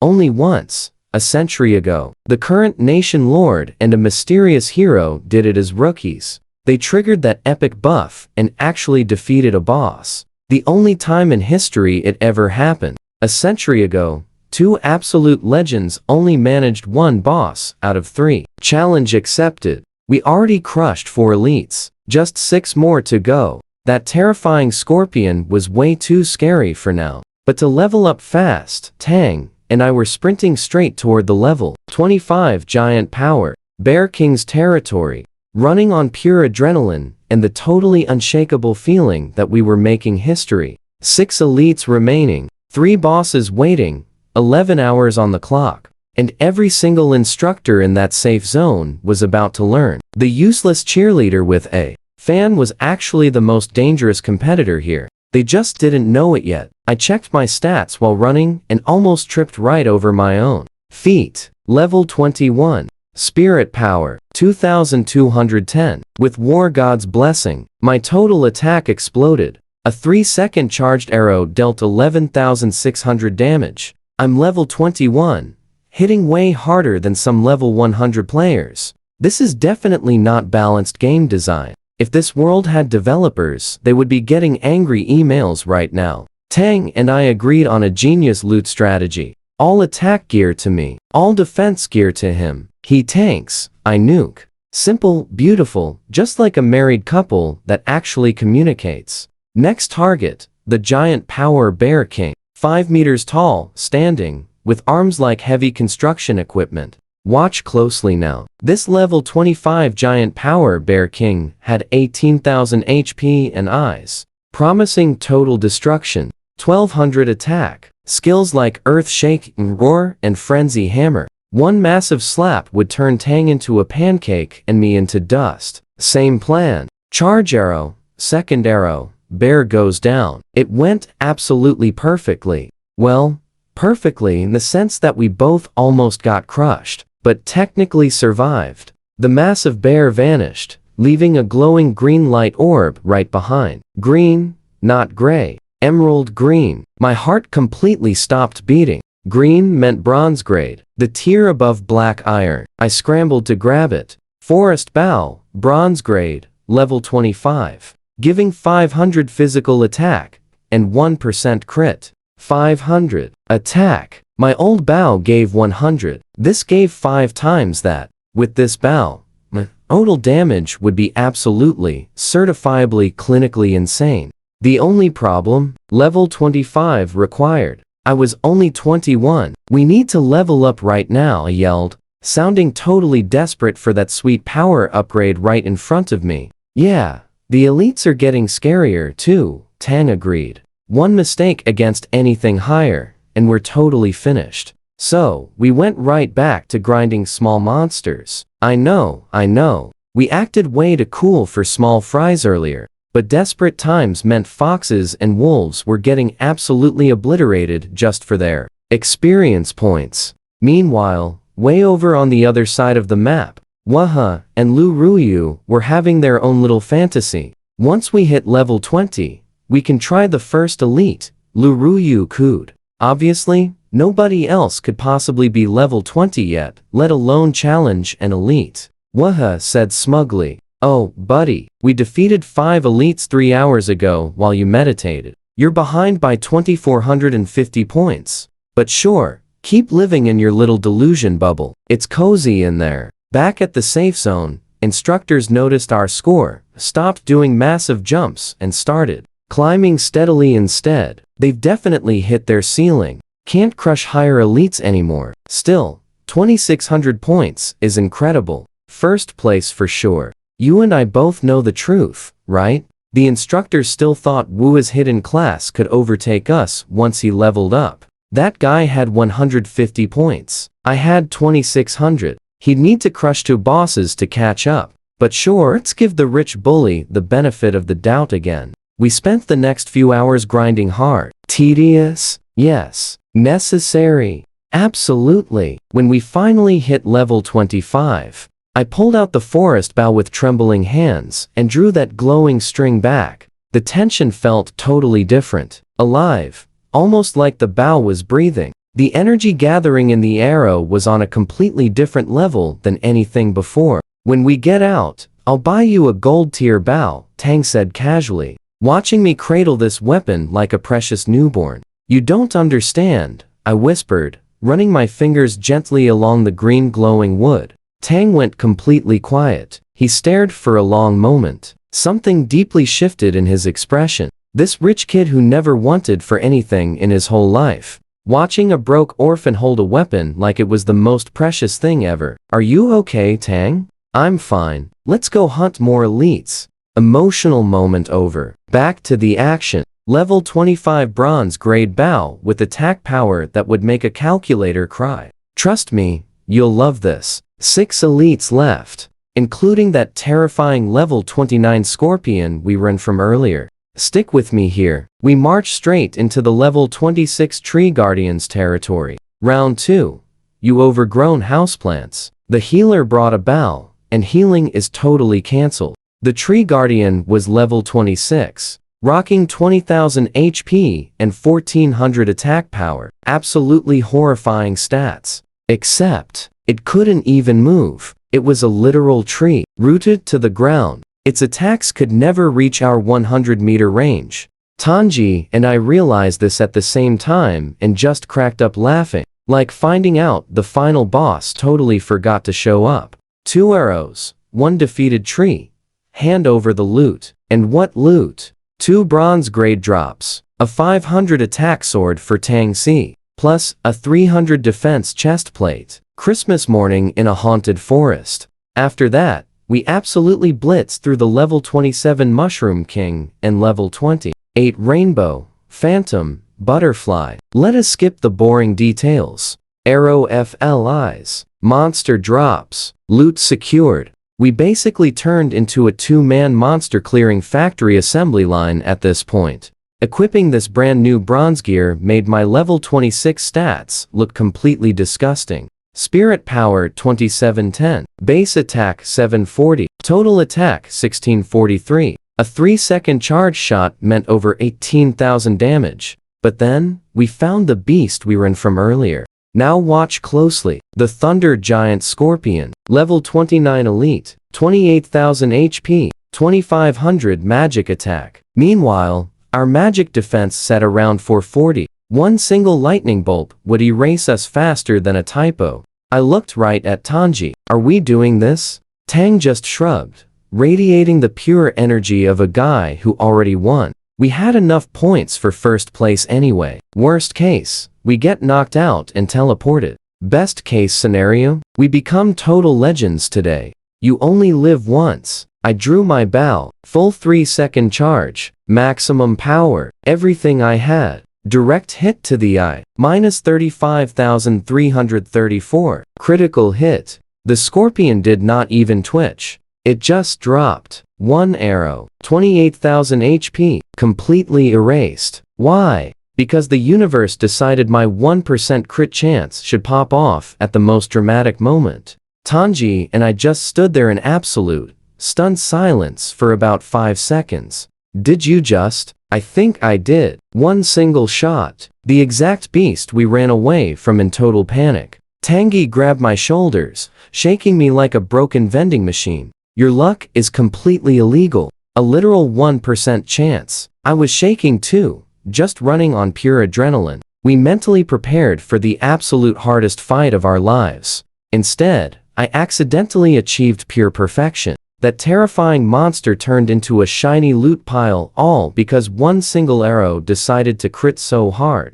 And the drops were completely incredible. Scorpion Shadow Fan, bronze grade, level 25, 200 magic attack, plus 300 spirit power total. A perfect new fan to boost all my healer skills. I tossed my garbage level 10 fan immediately, casting War God's Blessing right on Tang. How much attack did you get? 1,300 points, Tang screamed. Over 1,000 extra attack power from just 1 single buff. Tang tossed me a scorpion tail ring with 200 magic attack like a bottle cap. Too bad magic attacks are totally useless for me. I know what you are thinking. This is too easy. Well, back at the safe zone, the instructors were having absolute meltdowns. Only one elite left. How long has it been? They are going to trigger the legendary buff. The buff that only happened once in human history. But wait, the final elite has a terrifying counterattack. It reflects damage. The nation, Lord himself barely survived it. A damage reflection monster against the highest damage player in the entire trial. The guy whose whole strategy is hitting things insanely hard. Oh, wonderful. The universe gives me a 1% crit. Then immediately says, cool. Now, go fight the one specific monster perfectly designed to end you. Perfect balance. Meanwhile, across the map, Waha and Lu Ruyu finally hit level 20. They marched toward the very first elite, the one we defeated 4 hours ago. We are going to crush that elite and claim 1,000 points, Lu Ruyu shouted excitedly. Nobody else could possibly reach our level yet, Waha declared with total confidence. My sweet, delusional man. We have 4,500 points. You have 150. 9 elites down. Absolute zero for you. We are rocking bronze grade gear. You are still in that starter black iron set. But hey, go fight that first elite. Just watch out for the bear hug. Back to us. 1 elite left. The absolute hardest one that actively punishes pure power. Plus, 3 level 30 bosses were waiting somewhere on this map. Ready? I asked Tanji with a grin. He twirled both swords. Born ready. Sure you were, buddy. Meanwhile, Waha reached the first elite spot and found literally nothing. Empty field. Just pure disappointment. What do you and I make of this? Checking his map like an email that is never coming. Someone stole my elite. Impossible. I'm Cloud City's absolute top genius. Then one face popped into his mind. Mine. But he brushed it off instantly. No way. He is just a healer. Keep telling yourself that, buddy. Just keep dreaming. Stick with me here, because Tanji and I were facing the final elite. A giant mountain of thorns and muscle the size of buildings. Thorn Beast. Level 30. HP. 30,000. Attack 1,000. Skills. Thorn Reflect. Life Drain. Thorn Charge. Hold on, Thorn. Reflect. This thing bounced damage right back at you. My whole strategy, the total foundation of my gameplay, is just hitting things extremely hard with arrows. If I fired a full charge arrow, dealing 18,000 damage, it would bounce back. I would instantly become the world's most dramatic self-elimination. Thank goodness Tanji volunteered to test it. Let me try. Ying, you always get the glory. My ego needs this. Go right ahead, I will heal you. He charged with one massive slash, minus 1,615. A bright light shot back and hit Tanji, minus 1,175. That reflect is almost 100%. Tanji yelled. My defense helped, but ouch. The beast punched him, minus 470. Wait, only 470? This elite had the weakest attack we had faced. It was basically a giant, heavy punching bag covered in pure reverse energy. Its strategy was simply, go ahead and hit me. I dare you, it will hurt you. If I shot blindly, I would be completely wrecked. You and I almost witnessed the most embarrassing game over ever. Wiped out by my own epic arrow bouncing right back at me. Elimination by reflection. New plan. Tanji does all the attacking. I do all the healing. Every single 10 seconds. He would slash, take damage, and I would heal him fully with my 3010 HP recovery. Rinse and repeat. The most tedious boss fight. It was like doing laundry. Slash, heal, heal, heal. Zero excitement and maximum tedium. But it worked. Then, at 1/3 HP, the beast summoned 3 tiny monsters, forming a glowing healing circle. 1,000 HP per tick, continuously. Ying, clear the minions. I swapped to my bow, praying these little guys did not have reflect too. Minus 19,000. Gone. No reflect. Thank you, universe. I deleted the other 2 in seconds, healed Tanji, and we went back to the boring grind. Slash. Heal. Heal. Finally, the thorn beast let out a pathetic groan and toppled. 20,000 experience, 500 points, 1,000 gold. Wait, I said, staring at the drops. Where is the equipment? Absolutely nothing. No gear, weapons, or armor. We defeated the hardest elite in the trial and got nothing. Forget drops, Tanji said. Just look at your stats. I opened my panel and my brain completely froze. All attributes times 10. Duration, 1 hour. Then, an epic world announcement exploded across the nation. Congratulations to Tanji and Yiming squad for eliminating all 10 elite monsters in the Cloud City. Exam trial zone. Reward, 1 hour. Super buff. All stats multiplied by 10. The boss still awaits. Can they actually continue this legend? It echoed 3 times across the entire country. Every single person in the Dragon Nation, students, teachers, shopkeepers, and supreme-level gods, stopped everything they were doing to read that exact message. 2 rookies defeated 10 elites? Is that even possible? Our Magic City's top genius, the 7-star Infinite Sword Saint, has only defeated 2 elites so far. The entire nation was losing its collective mind. Can you believe this? We went from total nobodies to massive national headlines in one afternoon. The forums were absolutely exploding everywhere. Back at the safe zone, the instructors were so completely quiet, you could literally hear dust settling. Then one whispered, they actually did it. What the nation lord accomplished 100 years ago. These 2 kids did it again. The heavens bless humanity. We will rise among the 9 races again. Meanwhile, Joey was anxiously checking his phone.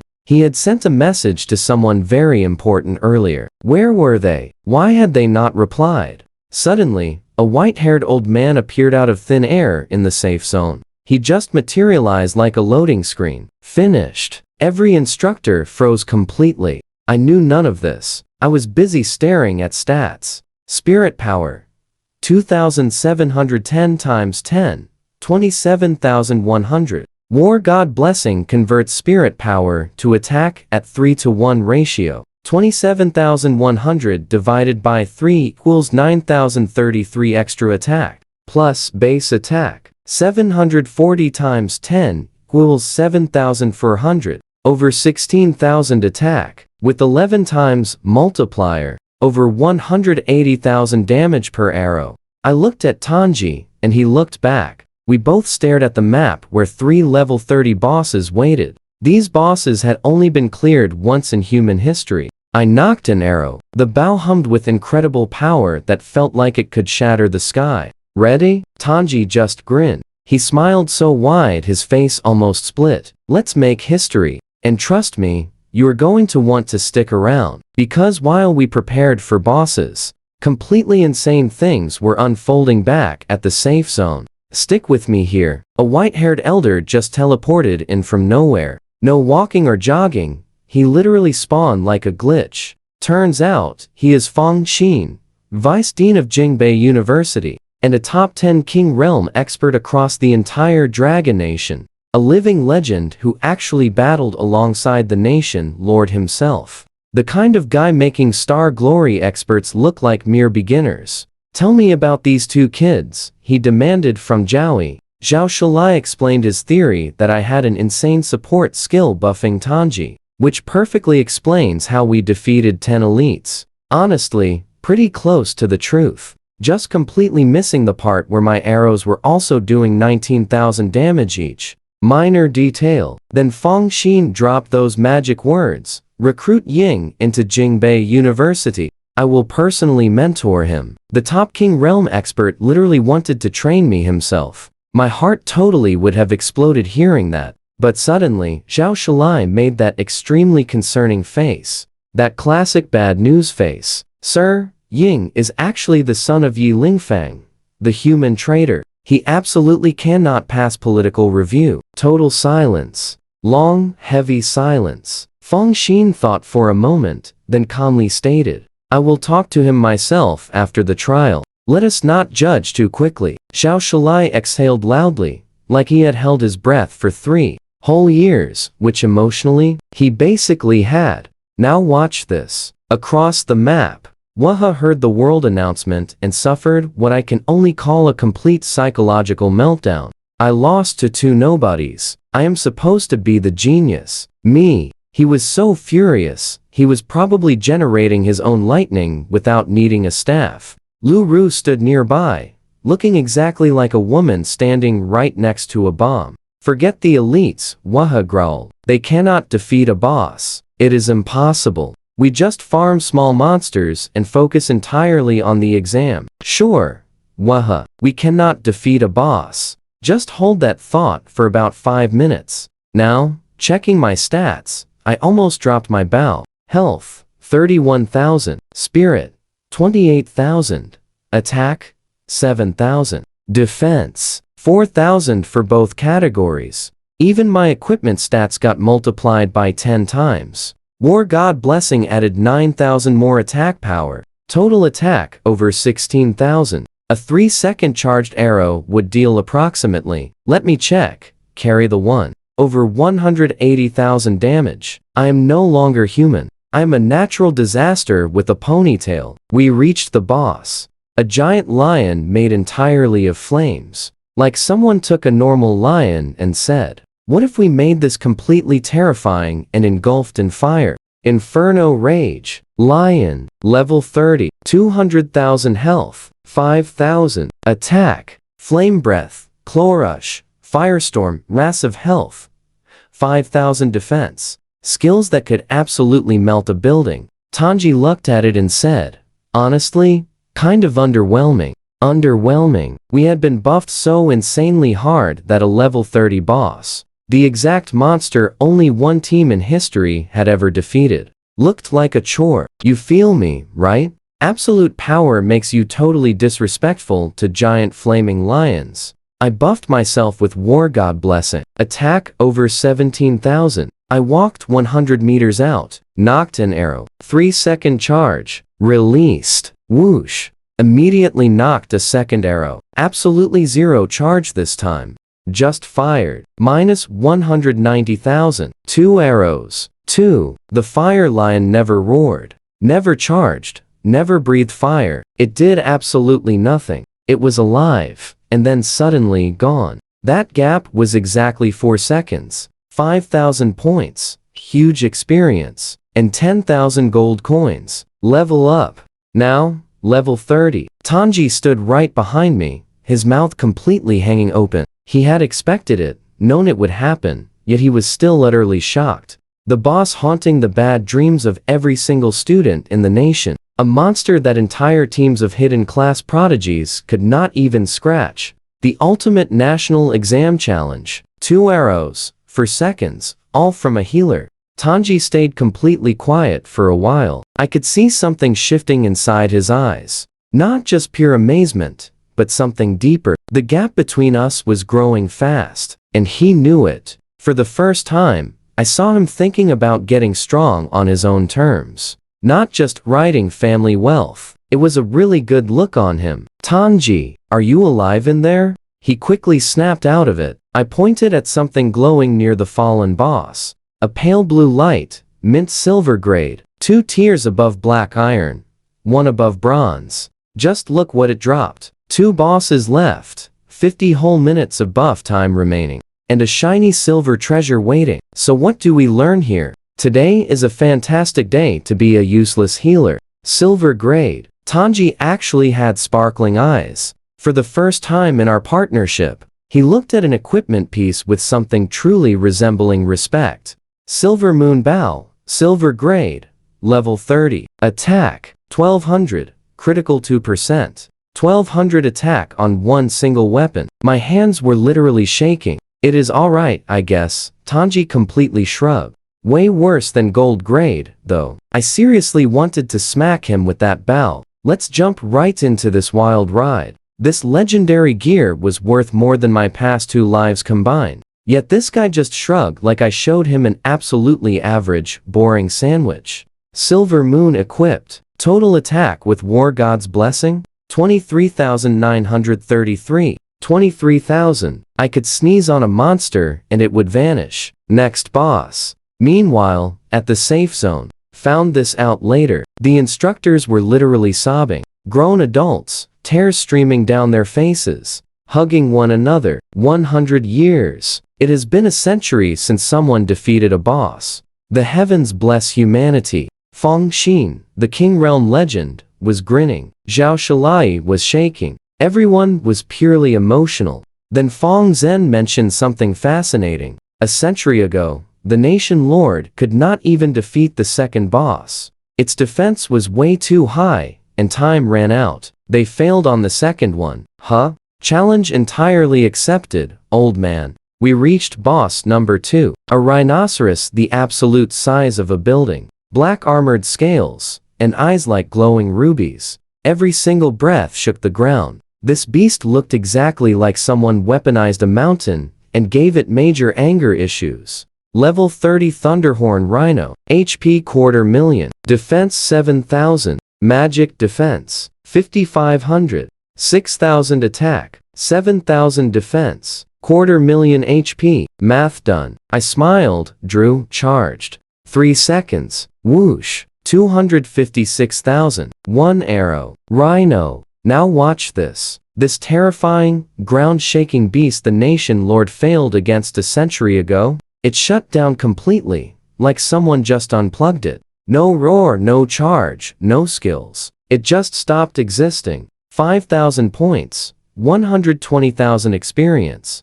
Level 33. Tang. You're hitting hard as a Gold Realm expert. Me? It is just the buff. Also me. Internally, I am absolutely a god. The rhino dropped another silver grade item. Thunder Horn Ring. Silver grade level 30. Attack 600. Hit 2%. Equipped. Total 29,583. 29,583. Attack. At level 33, as a healer carrying a fan, the sheer absurdity of my existence was reaching truly cosmic levels. Back at the safe zone, the instructors graduated from crying to an existential crisis. They actually defeated the second boss. The record is broken. Their names will be permanently written in the Human Honor Registry. Feng Xin nodded approvingly, then said something that would have totally worried me. The third boss is a flying creature, and Tanji is strictly a melee fighter. He can't reach it. This is exactly where their journey probably ends. Oh, ye of little faith. Did everyone forget I use a bow? We reached the third boss location. Looked around. Nothing. Empty clearing. No monster in sight. Where is it? Tanji scratched his head confusedly. Did someone else defeat it? Impossible. Nobody in this entire trial could defeat a boss except us. Then a massive shadow instantly blocked the sun. We quickly looked up. A giant eagle, wings spanning the sky like a living storm cloud. It circled above with contemptuous eyes, looking down at us like we were just tasty mice at a buffet. Gale Hawk King level 30, HP 300,000, Defense 6,500, Magic 7,500, Attack 7,000, Skills Gale Pierce, Windblade, Fury, Storm Rage, 300,000 HP, Flying Fast, but against my massive attack power? I can easily one-shot this thing.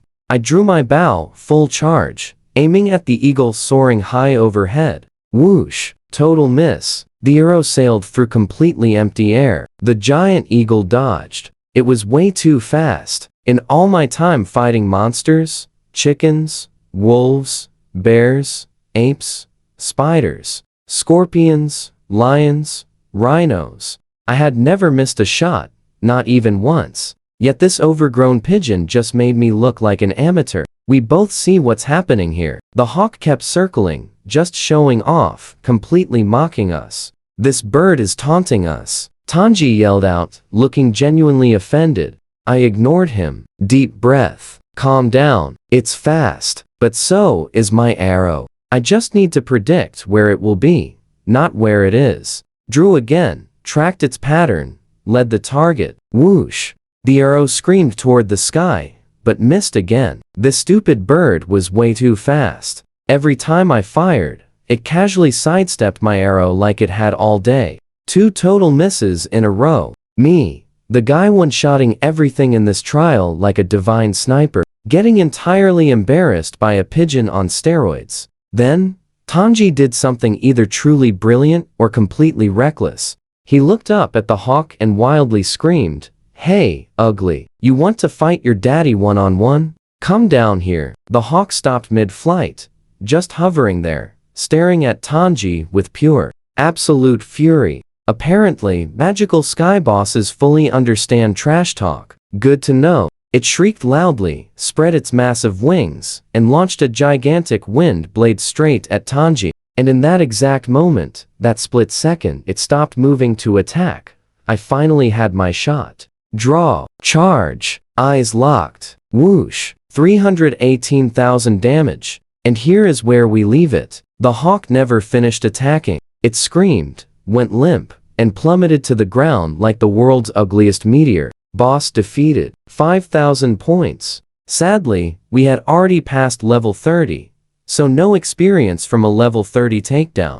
Stick with me here. The system actually denied our XP. Rude. But the hawk's final wind blade hit Tanji incredibly hard. Bam! He went flying wildly backward, crashed heavily into the dirt, and completely lost his breath. He lost over half his HP from a single strike by a defeated bird. Even on its way out, that hawk was petty. I rushed over with my fan. Spirit restoration. His HP shot straight back to full. He sat up, wiped the dust from his mouth, grinning. Worth it, you absolute genius. That was brilliant. All in a day's work for your daddy, he joked, cheerfully referencing his own name, Tang 4. Yeah, his trash talk needed serious work, but the results spoke for themselves. Then the announcement dropped. System alert. All 3 bosses in this trial zone have been utterly defeated. Trial ending early. All examinees report to the safe zone immediately. Repeated 3 times.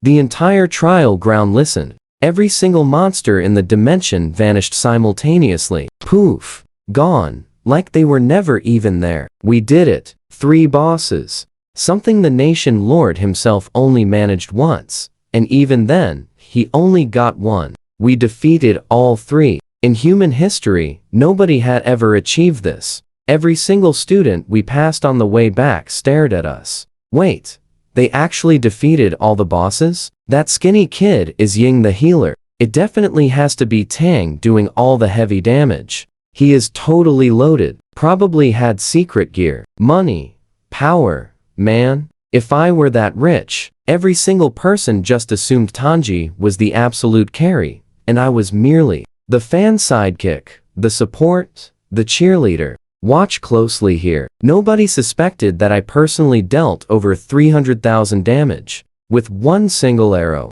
Let them think that for now. Meanwhile, Waha was angrily stomping toward the safe zone with a face like thunder. Impossible. 3 entire bosses. The nation lord could not even do that. I demand a review of their combat records. Demand away, buddy. The records will show exactly what happened, and when they do, you will be utterly stunned. We arrived at the safe zone. To a massive hero. Welcome. Instructors were swarming us. Handshakes and back pats. People who would have completely ignored me yesterday were now beaming like I was their absolute favorite child. Then Zhao Shalai and an old white-haired man walked up. Ying, Tanji, standing performance. Beyond anything we expected from new students, Zhao Zili cheered. The old man smiled warmly at me. Young man, I would love to speak with you privately later. Would that be alright? I honestly had absolutely no idea who he was.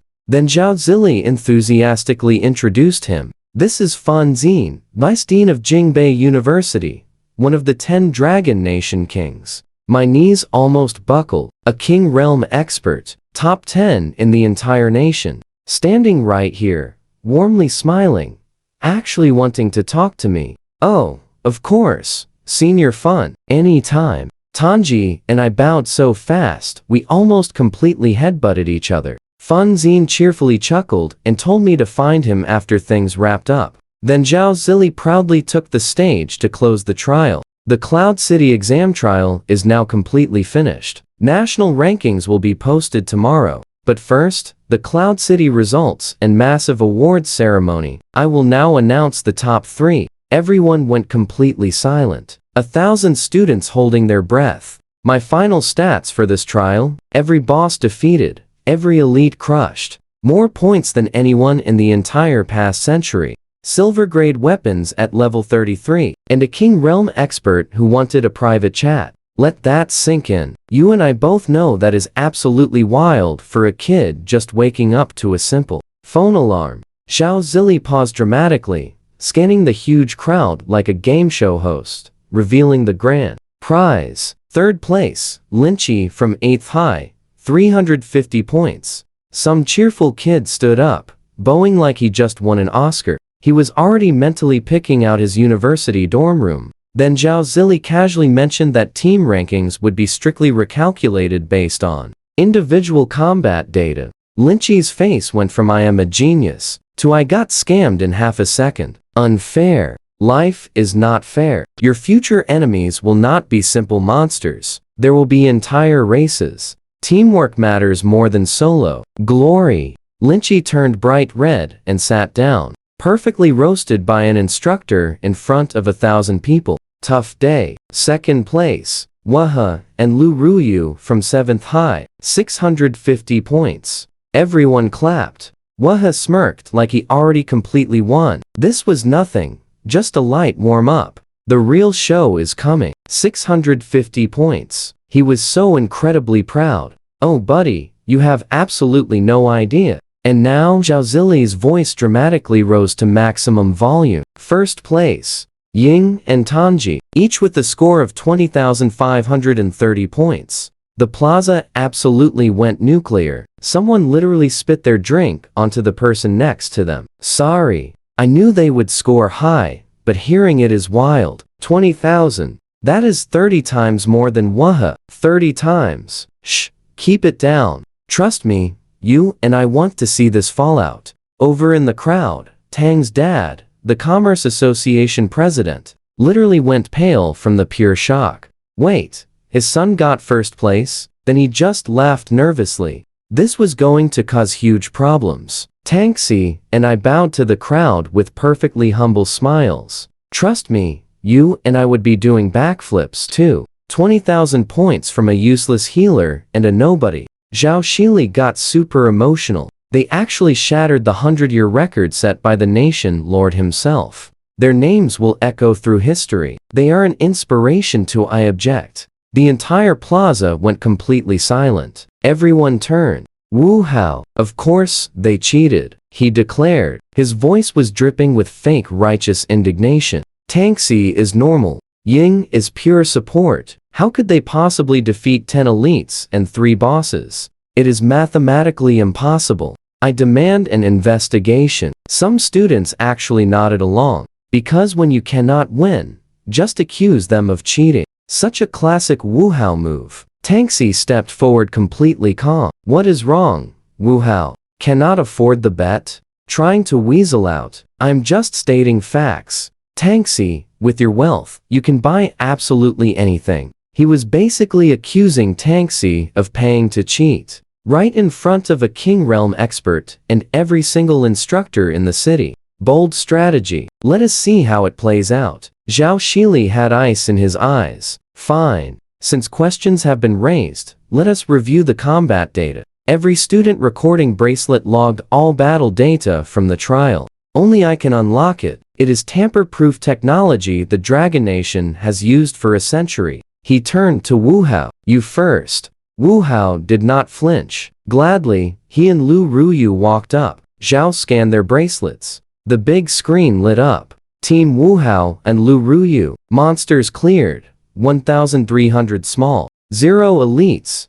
0 bosses. Damage split. Wu Hao 65%. Lu Ruyu 35%. 0 support contribution. Status normal. No irregularities. Everyone was super impressed. 1,300 small monsters in just hours. 2 hidden classes grinding at full speed. Genuinely strong.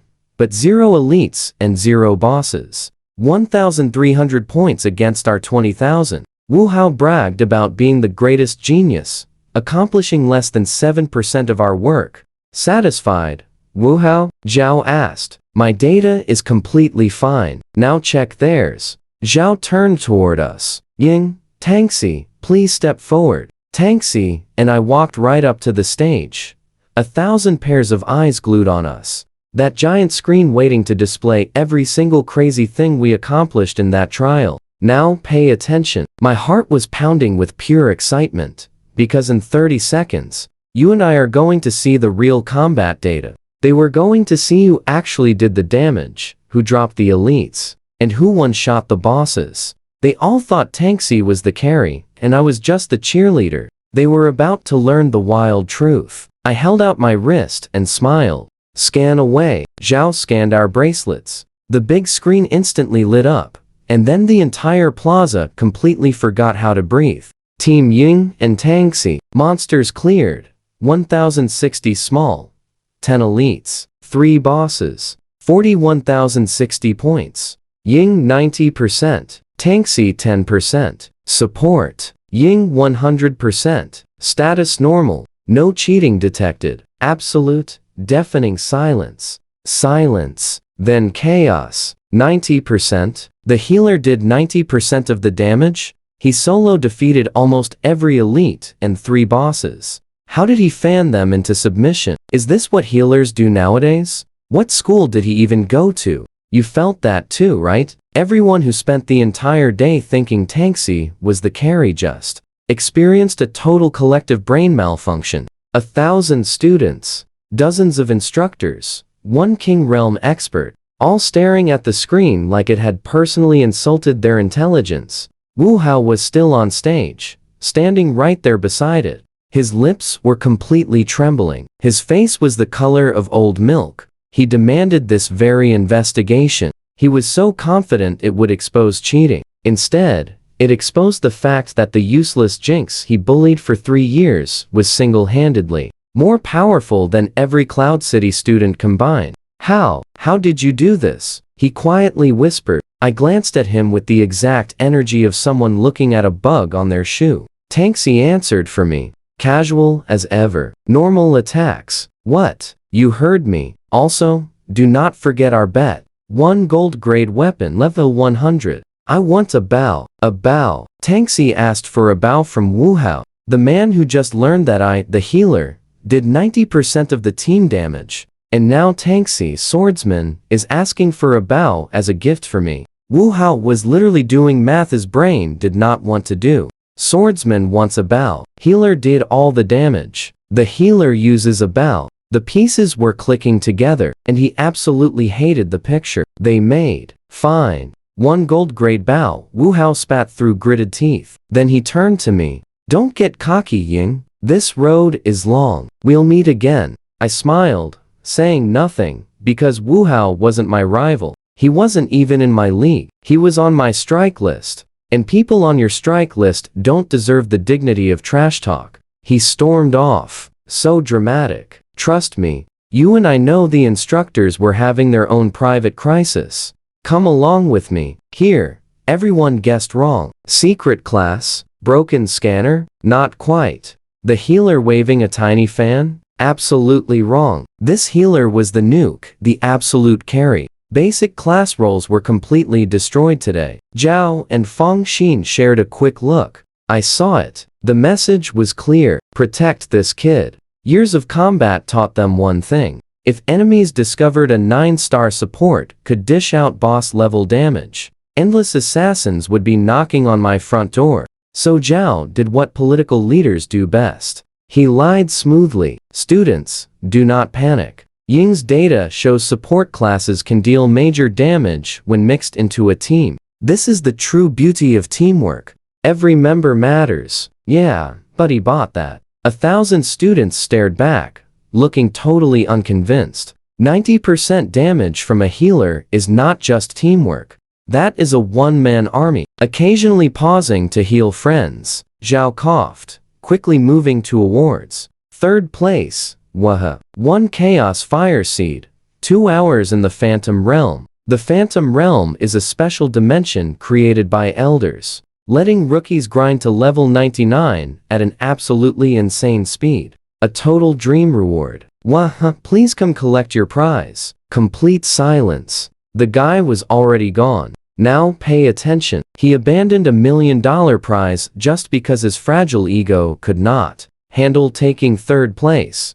Since he forfeited, that rare seed is confiscated. He ditched an item people would literally fight over, all because he refused to stand below my name on a stage. That level of absolute pettiness was honestly kind of impressive. Second place, Tanji. 2 Chaos Fire Seeds and 2 hours in the Phantom Realm. Tanji warped next to Zhao so incredibly fast. It looked like a literal teleportation. 1 second he was in the crowd, the very next second on stage. Zhao looked completely spooked. I am here, hand it over. Everyone laughed as Tanji snatched his box, bowed dramatically, and happily bounced right off the stage. He honestly did not care about seeds. He just wanted that epic Phantom Realm grinding time. 2 hours of super fast leveling to 99. Now, first place. Ying. 3 Chaos Fire Seeds plus 2 hours in the Phantom Realm. 3 extra seeds added to the 3 that Tanji had already handed over to me.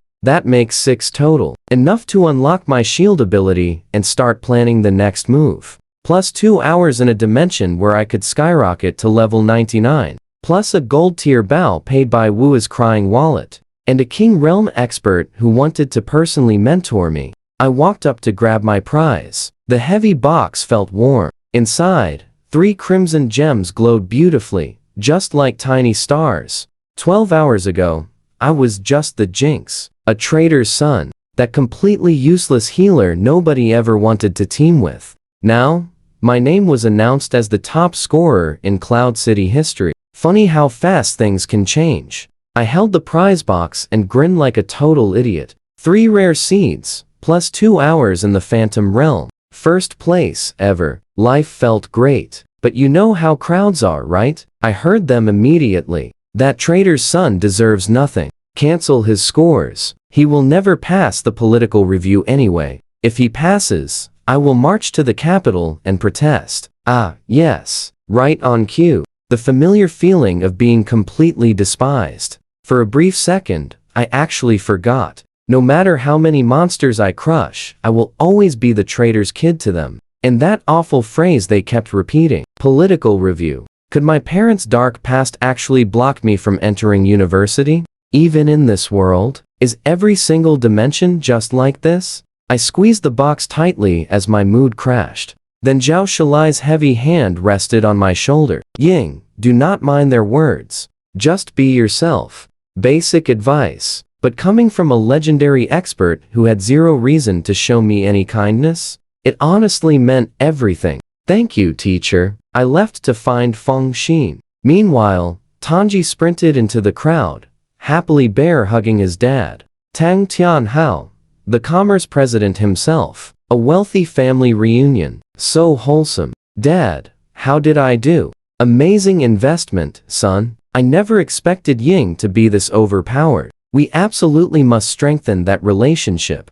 Dad, he is my friend, not a business deal. Son, this world is where the strong devour the weak. Bonds forged through mutual respect and raw power are the only ones that survive. Tanji nodded seriously. Classic father-son wisdom moment. Violins were probably playing in the background. I reached Feng Xin's temporary place. Standing outside, I felt exactly like a terrified kid visiting the principal's office. Except this principal could vaporize cities with a single sneeze. Come in, young man. He sensed me before I knocked. Terrifying King Realm perception. That is where we leave it. Inside, Feng Xin sat at his ancient desk, giving a warm smile. Stick with me here. The strongest guy around. Just looked like a sweet grandpa. I will be direct, he said. Your performance caught our eyes. How exactly did you defeat those elites and bosses? You do not have to answer if you prefer.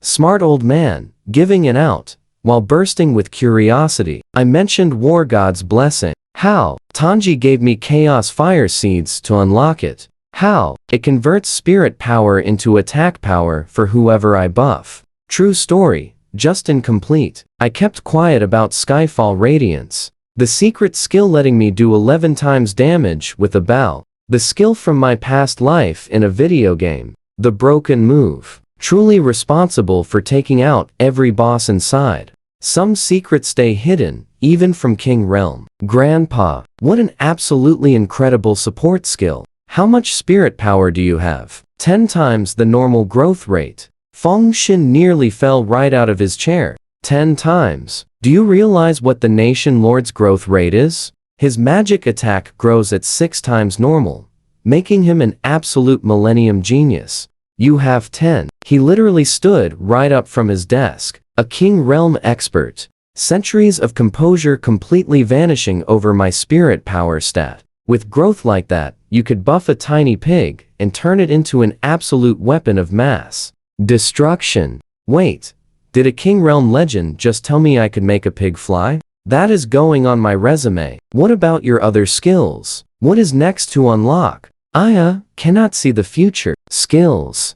They are hidden. Total lie. I could see every single one. Shield damage amplifier, cleanse, time, freeze, and resurrection. You and I both know better than showing a full hand to someone met 20 minutes ago. No matter how nice his grandpa vibes were. Feng Xin saw right through me, and he smiled. He respected it. Smart boy. This world is highly dangerous. Keep your cards close. My class is special, continued, half apologetically. Unlocking even the cheapest skill costs 6 chaos fire seeds. Minimum 6 for one skill. His eyebrows shot straight up again. Truly unique among unique classes. Then his expression softened up.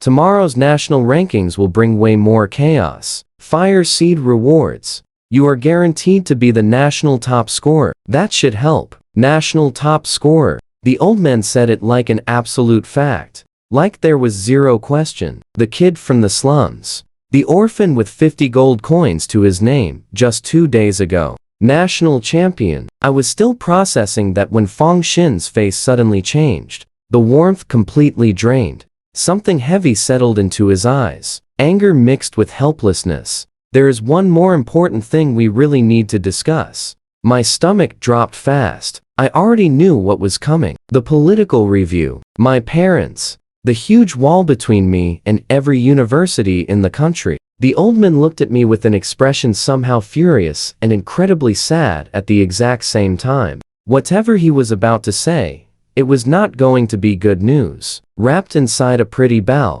We both knew this was coming, but hearing it out loud still hit me, right? Like a heavy truck. Your parents' situation has affected your political review, Feng Xin said, sighing like a man delivering a terrible sentence. You absolutely cannot attend university. There it was. The invisible wall I had been pretending did not exist all day. I have already contacted all 3 top universities on your behalf. He continued. Jingbei, Huing, Futan. All 3 deans gave the exact same answer. Rejected 3 calls, 3 numbers. Fastest rejection speedrun in academic history. I broke a 100-year record today, and 3 universities said, cool story, still no. Before the sun went down, your exam rewards will stay intact. Feng Xin added quickly, every prize you earned is still completely yours. And I negotiated a special compensation opportunity just for you. You can make one request. How extremely generous. Hey kid, you cannot have a future, but here is a consolation prize. Pick anything except the one single thing you actually need. I took a deep breath, stayed calm, did not scream, did not cry, just said, thank you for trying. Senior Feng. He looked at me with those ancient eyes, equal parts pity and immense respect, and then offered an alternative. There is an elite organization called Hidden Dragon. You could join them. Hidden Dragon. Feng Xin poured us both tea. The universal old person signal for sit right down. This is going to be a long story and launched into a history lesson. Turns out over 100 years ago, a massive crack appeared in the sky of the original planet Blue Star. Black fog poured out and completely wiped out every human on Earth, except the people of the Dragon Nation. Before they could celebrate surviving, another huge crack opened and sucked all of them into this world. So basically, apocalypse. Everyone is gone. Survivors get ice skate. Sound familiar? Because I got iced too. This whole world is basically a recycling center for displaced humans. You and I know this trope well. They awaken combat classes at 18, level up by fighting monsters, and get gear. Standard RPG stuff. Humanity went wild. Monster hunting frenzy, power leveling, territory wars. Then they discovered they were not alone. Stick with me, we're diving into a totally wild world. 8 other factions got pulled through similar rifts. 9 races total, battling for resources.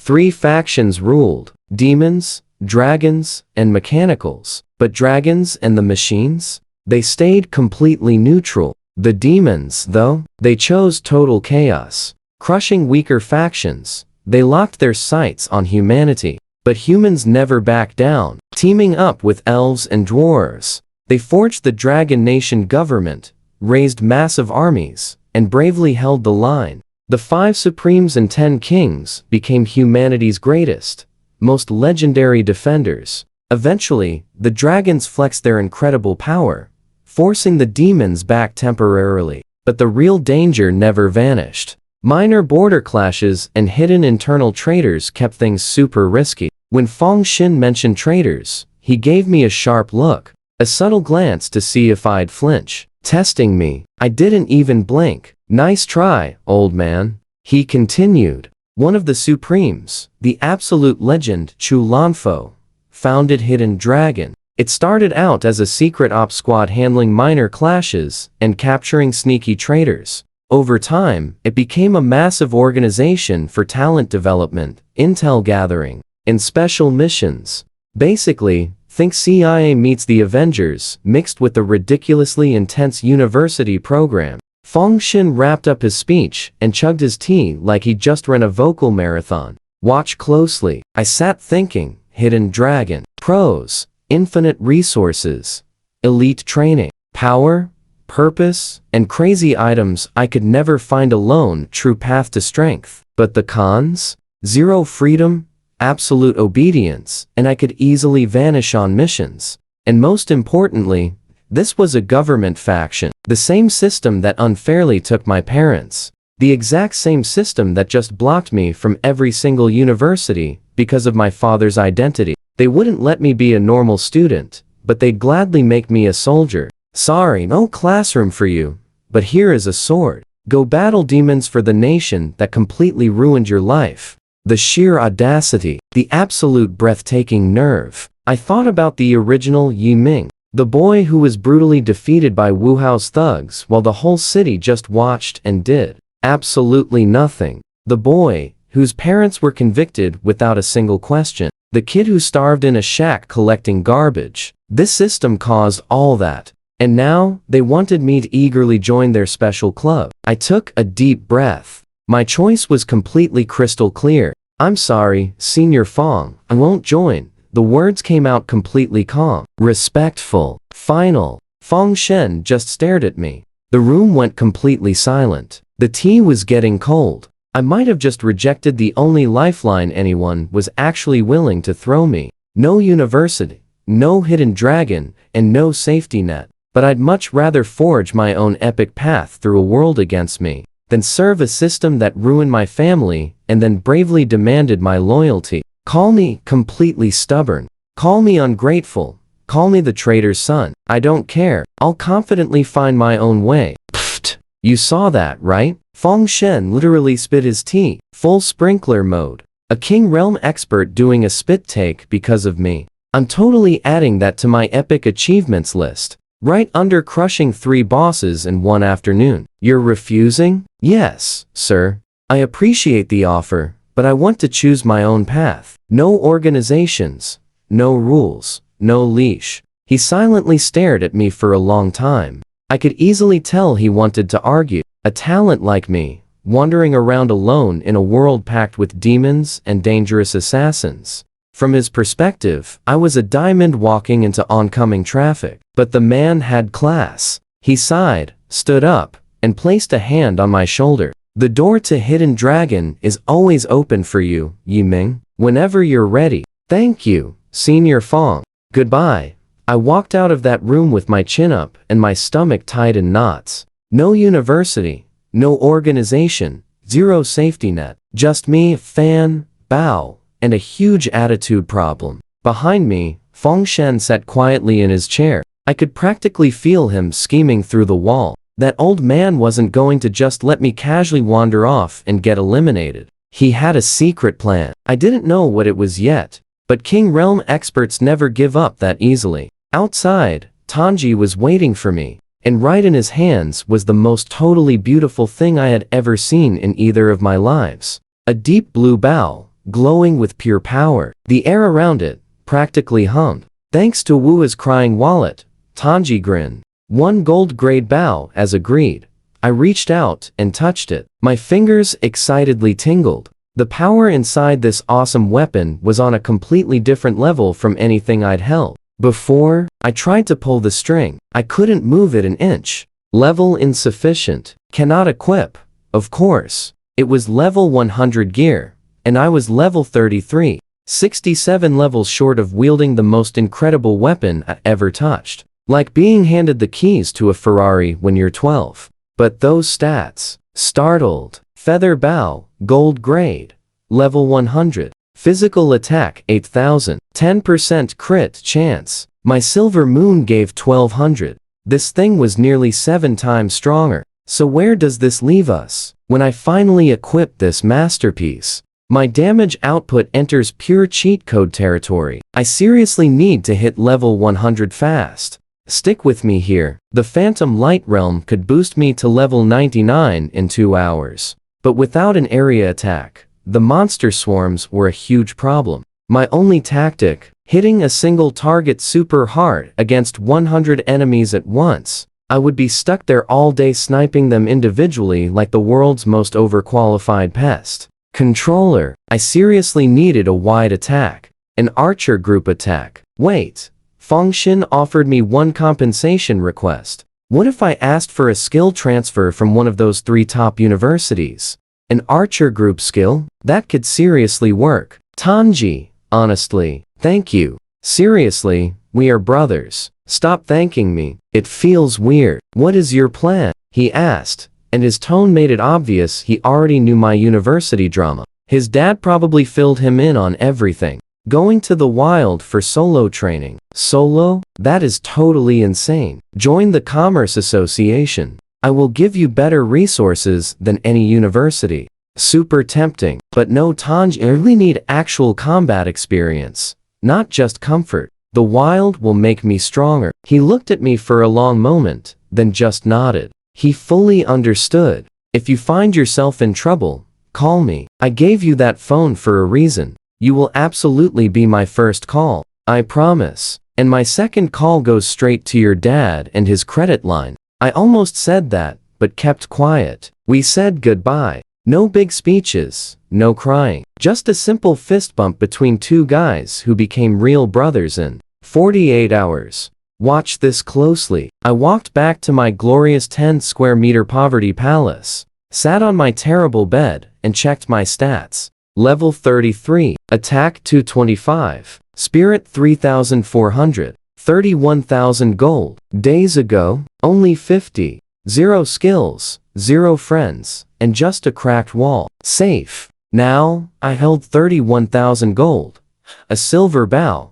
A gold bow I could not use. Yet. A millionaire VIP card, 3 chaos fire seeds, and 1 true friend. Combining War, God Blessing, and Skyfall Radiance, my damage topped 35,000 per shot. Amazing for a level 33 healer, but still not enough. Not even close at all. The real monsters outside, the demons, rival races, and whoever framed my parents, they were playing at insane levels. I could not imagine yet. I stared at the 3 chaos fire seeds inside their little box. I needed 6 to unlock the next cheapest skill. I had 3. Tomorrow's national rankings would bring more rewards. If I got at least 3 more, I could finally unlock the shield or the damage amplifier. I held the box against my chest and lay down. No university, no organization, no mentor, no family. Just me against the world. I have faced worse odds. Let that sink in. I started this brand new life with absolutely 0 gold and nothing else. Now, I own 2 bows, and one is literally gold tier. Great. Things were finally looking up. I closed my eyes and fell asleep, clutching 3 glowing fire seeds, exactly like a dragon guarding its treasure. Tomorrow, rational rankings and huge rewards. It was the beginning of an epic journey that nobody, not the universities, not Hidden Dragon, not Wuhao, not even a King Realm legend could stop me from taking. Just watch me.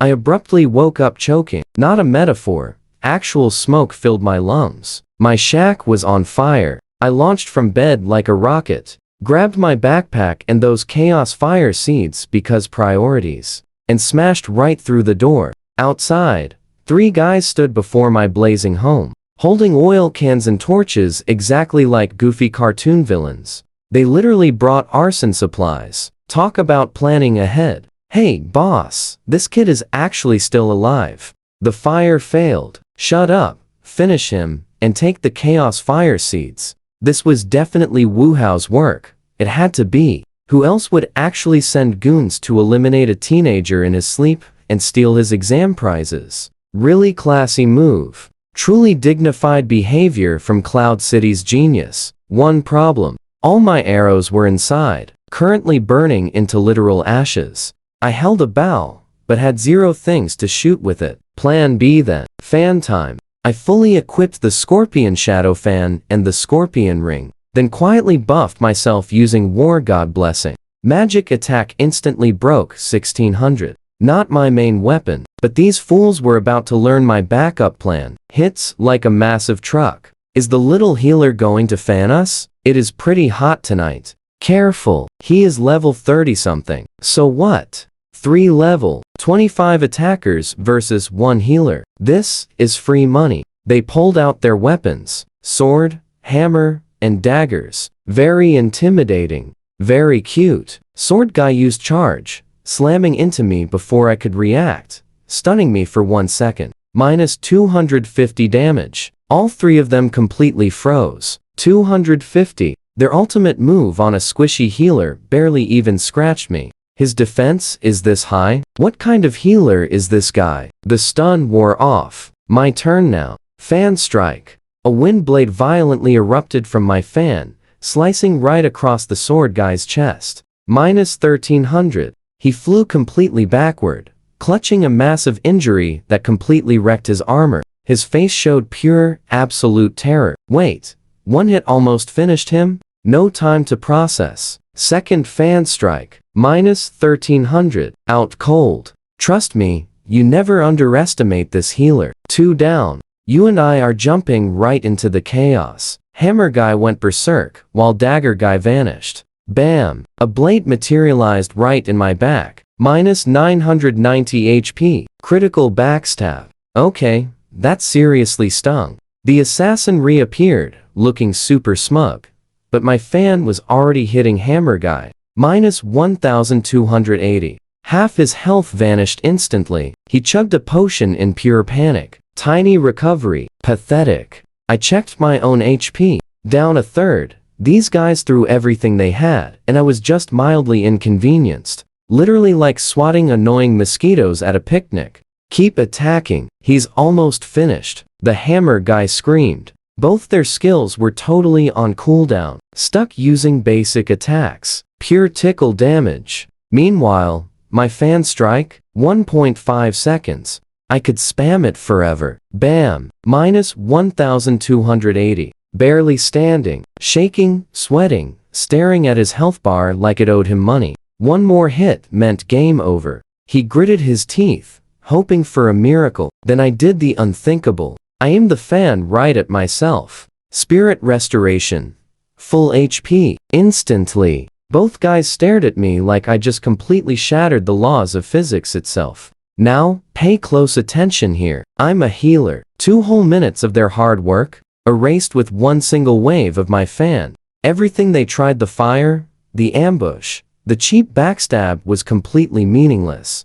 Stop. We surrender. Hammer guy dropped his weapon. The assassin dropped his daggers. Both fell straight to their knees, begging for mercy. But these exact same guys literally set my house on fire while I slept. They planned to eliminate me and steal my seeds. Now they want mercy? Fan strike. Hammer guy collapsed, completely wiped out. The assassin went pale. Who sent you? I can't say. Fan strike erased his remaining HP. He shrieked in terror. Okay, talk. It was Waha. He sent us. He hired stronger assassins too, but they never showed. Wait, stronger assassins? Bronze Realm experts could be on their way right now. I was level 33, strong for a rookie, but against experienced assassins? Not enough. I got what I needed. Fan strike. 0 witnesses. Was it cold? Yes. Was it necessary? In a world where enemies burn your house down? Absolutely. Yes. I searched the 3 guys. Garbage gear, absolutely nothing valuable. Typical hired thugs. Cheap weapons, cheaper morals. Then I got a brilliant idea. I tossed the guy closest to my size inside the flames.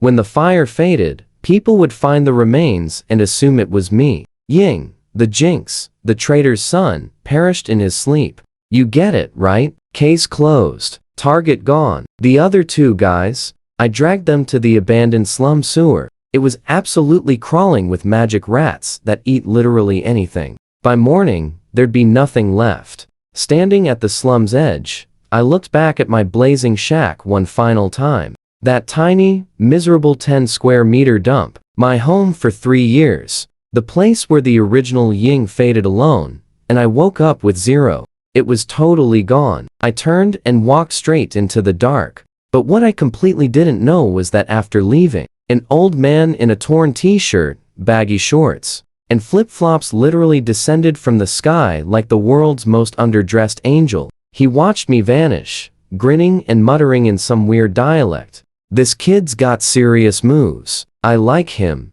Apparently, my guardian angel dressed like he just rolled out of bed at a cheap beach resort. Super reassuring. Nothing says divine protection quite like flip-flops. The next morning, the entire nation was glued to their TVs. National Exam Rankings Day, basically the Super Bowl of education. Every parent, student, and random uncle who dropped out was watching. I wasn't watching, though. I was hiding in some alley, covered in soot and the smell of my burned house, trying hard not to think about those 3 guys I fed to the rats. But let me tell you what I found out later. It was absolutely spectacular. The TV host, some overly enthusiastic woman, started from 10th place and worked up.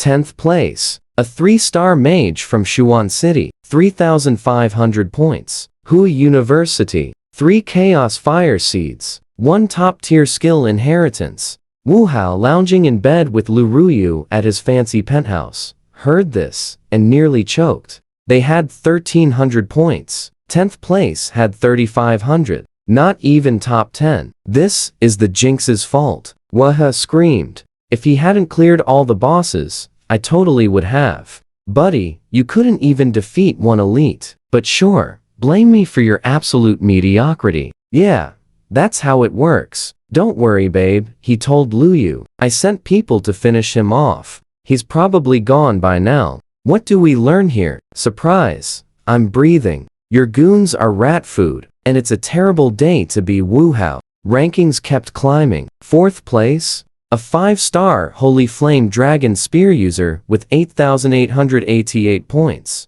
All 3 top universities fought over him. 6 Chaos Fire Seeds, 2 skill inheritances. Super impressive. Stick with me here. 3rd place went to Jun Maki from Magic City, the 7-star Infinite Sword Saint, the epic prodigy everyone hyped up. The guy whose class was even rarer than the Nation Lords. He scored a massive 12,000 points. Solo killed 9 elites with 1 sword. Then lost to the 10th elite. That thorn beast with damage reflection. Huh? That reflection elite. The exact same monster that would have ruined me if I shot it. Jun Maki, the 7-star genius, actually fell for that stupid gimmick. Except we beat it, because Tanji had the genius idea to just tank and slash while I healed him up.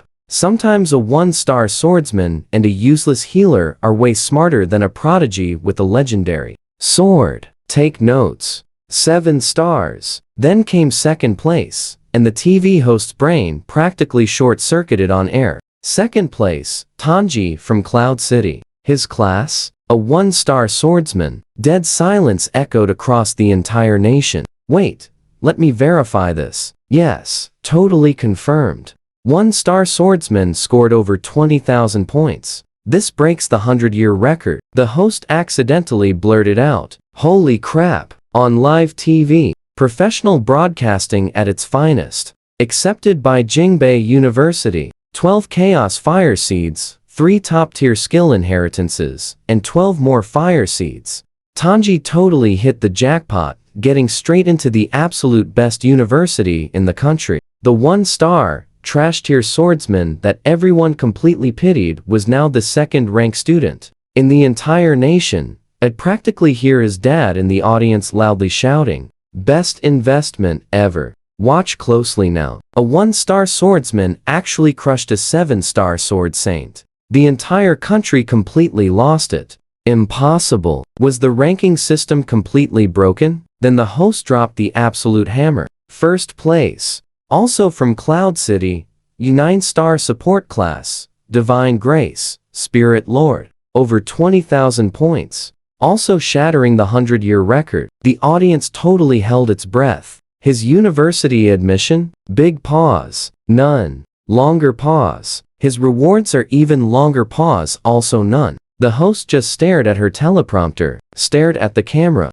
stared right back at the teleprompter. What the heck? Can someone in production please tell me what's going on? You guys couldn't give me a heads up? She literally cursed on live television during a national broadcast. The biggest TV event of the year. And the host had a complete meltdown because my bizarre results basically shattered their entire script. She barely recovered and stammered out some weak excuse. I'm sure the 3 universities are keeping his rewards classified because his talent is just so exceptional. Then the broadcast just cut to black, ended mid-sentence. Someone in the control room panicked and completely pulled the plug. Across the entire nation, millions of people sat staring at blank screens, desperately trying to process what they'd just seen. I know exactly what you're thinking. The #1 student nationwide, the first 9-star awakener in a century. The epic boss killer 0 University offers 0 rewards. Absolutely nothing. Some people who knew the dark truth about my parents just sighed. Rules are rules. Even if you're the absolute greatest talent humanity has produced in a century. If your parents were labeled traitors, you literally get nothing. No top university would take me, and no reward given. The system my parents allegedly betrayed just completely denied their son the bright future he earned with his very own hands. Meanwhile, Waha was chilling in his massive luxury bedroom, celebrating my downfall with Lu Ruyu, blissfully unaware that his 3 elite assassins were currently being digested by magical sewer rats. And me? I was standing in a dark alley in Cloud City, owning nothing but a backpack, a fan, 2 bows I couldn't even fully utilize, 3 Chaos Fire Seeds, and a cheap phone with a ringtone calling me someone's grandson. #1 in the entire nation, 0 universities, 0 rewards. The host guessed the universities were keeping it secret. The actual truth was much simpler, and way uglier. Nobody wanted the traitor's son, no matter how brightly he shined. But you know what? I was still breathing. Wuha's assassins weren't. Plus, I had a secret guardian angel in flip-flops watching me from the sky. And somewhere out there in this massive, dangerous world, there was a path forward that didn't require anyone's permission. I just had to find it, and I absolutely would. Meanwhile, over at the Tang family mansion, Tang was having a total meltdown. This isn't fair. Why should Yiming pay for his parents' mistakes? He angrily threw his phone straight at the TV. Both exploded. A phone and television completely destroyed in one throw. Rich people definitely express anger differently. When I get mad, I punch a wall. When Tang gets mad, he destroys electronics worth more than my entire life savings. His dad, Tang Tianhao, barely flinched. That's the rule. Traitor families face heavy consequences. What do you and I make of this? Were his parents actually traitors, or just framed? Tang Tianhao went dead quiet, then dropped a massive bombshell. It was Wu Bosong, Wu's grandfather. He was the one who identified and condemned Yiming's parents. He is one of the 10 kings and a national council member. Nobody questioned Wu's family, obviously. Stick with me here, this same family wants to completely wipe me out of existence. They were the ones who got my parents permanently taken away. The conspiracy writes itself. Tanji literally asked his dad to get his grandfather involved. Apparently, Tang's grandpa was also a massive deal, ranking even higher than Wu Bosong among the kings. The old guy was already informed and working on it. He pointed at his son. Tang Teen, stop worrying about other people and go crush it at Jingbei University. You got 3 top-tier skill inheritances. Use them well. Tanji was about to become a totally different fighter. Now, back to my glamorous life. I was just sitting barefoot outside a noodle shop, wearing ripped clothes and a busted hat pulled down. I looked like some guy who lost a brawl with a lawnmower. Because, technically, that is exactly what I was. No shoes. Forgot them while fleeing my destroyed house. No home. No clean clothes. People were literally crossing the street just to avoid me. The top student in the national exam was eating cheap noodles while strangers checked if they still had their wallets. Grandpa, pick up the phone. Your grandson is calling. I still had not changed that ringtone. Hello? Zhao. Shalai. Yes, sir. On my way. I sprinted to the fancy restaurant he specified and got there in record time. The hostess took one look at me and said, absolutely not. I tried explaining, but she called security. Zhao Shalai had to personally walk outside and escort me past the velvet rope like some rescued street animal. He looked at me, checked out my bare feet, stared at my torn clothes, and paused. Yiming, what happened to you? I celebrated too hard last night. Drank way too much. Got chased by 3 crazy dogs on the way home. Worst lie in history. He knew it. I knew he knew it. He let it go. Respect. Then he sat me down and said, there is something I need to tell you. My stomach instantly clenched. Now pay attention. Here, this is where everything changes. They voted to cancel all my rewards and results. The entire world stopped. Cancel everything? Not just deny me university, but erase my achievements and take the seeds? Delete my score. Pretend I never existed. Like the entire exam, the bosses, and the records never happened.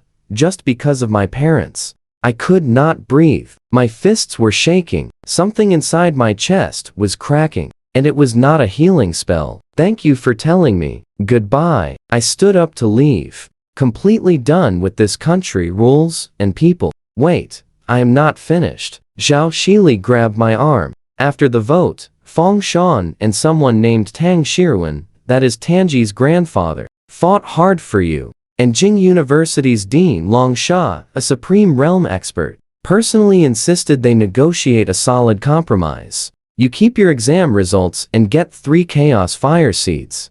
3 out of what should have been 12. Plus skill inheritances and university admission. I got 3 seeds and a cheap participation trophy. Is this charity? I asked coldly. Zhao Shalai flinched. Because if this is pity, I refuse it. He stared at me, then said something that actually got through. This is not charity, Ying. It is pure recognition. Several powerful people fought for you. They absolutely believe in you. And in this world without power, nothing else matters. You need resources to get strong. Take them. I stood there, wrestling with my pride. You and I both know he is right. My brain finally kicked in. I am a literal transmigrator. These people are NPCs in a world I never chose. I came here to get strong. Fire seeds make me strong. Being angry absolutely does not make me strong. Refusing free power just because my feelings are hurt is honestly the dumbest possible strategy. Take the seeds. Get stronger. And when I am powerful enough to make the rules, I will return and have a very long conversation with those 2 deans who voted against me. I will take the rewards. Zhao Yi blinked. Wait, really? Just like that? I had a whole speech prepared. Do not need it. Hand them over. He pulled out a beautiful box and a sealed jade bottle. They materialized from his ring. A spatial ring. A storage ring that pulls items out of thin air. Tanji did not even have one of those. I immediately added get a space ring to my life goals, right between avenge my parents and absolutely punch Wuhao. 3 chaos fire seeds, he said, handing me the box. And this bottle is Dragon Marrow Spirit Liquid, an extremely rare cultivation resource directly from Fengshen personally. It massively boosts spirit power. My eyes instantly went wide. A spirit power booster just for me? The guy whose entire build scales off spirit power. That was not a gift. It was a weapon. One more thing, Xiao Zili smiled. Feng Shan and Elder Tang also secured you a top-tier skill inheritance straight from Fudan University. You cannot enroll, but you receive 1 skill transmission.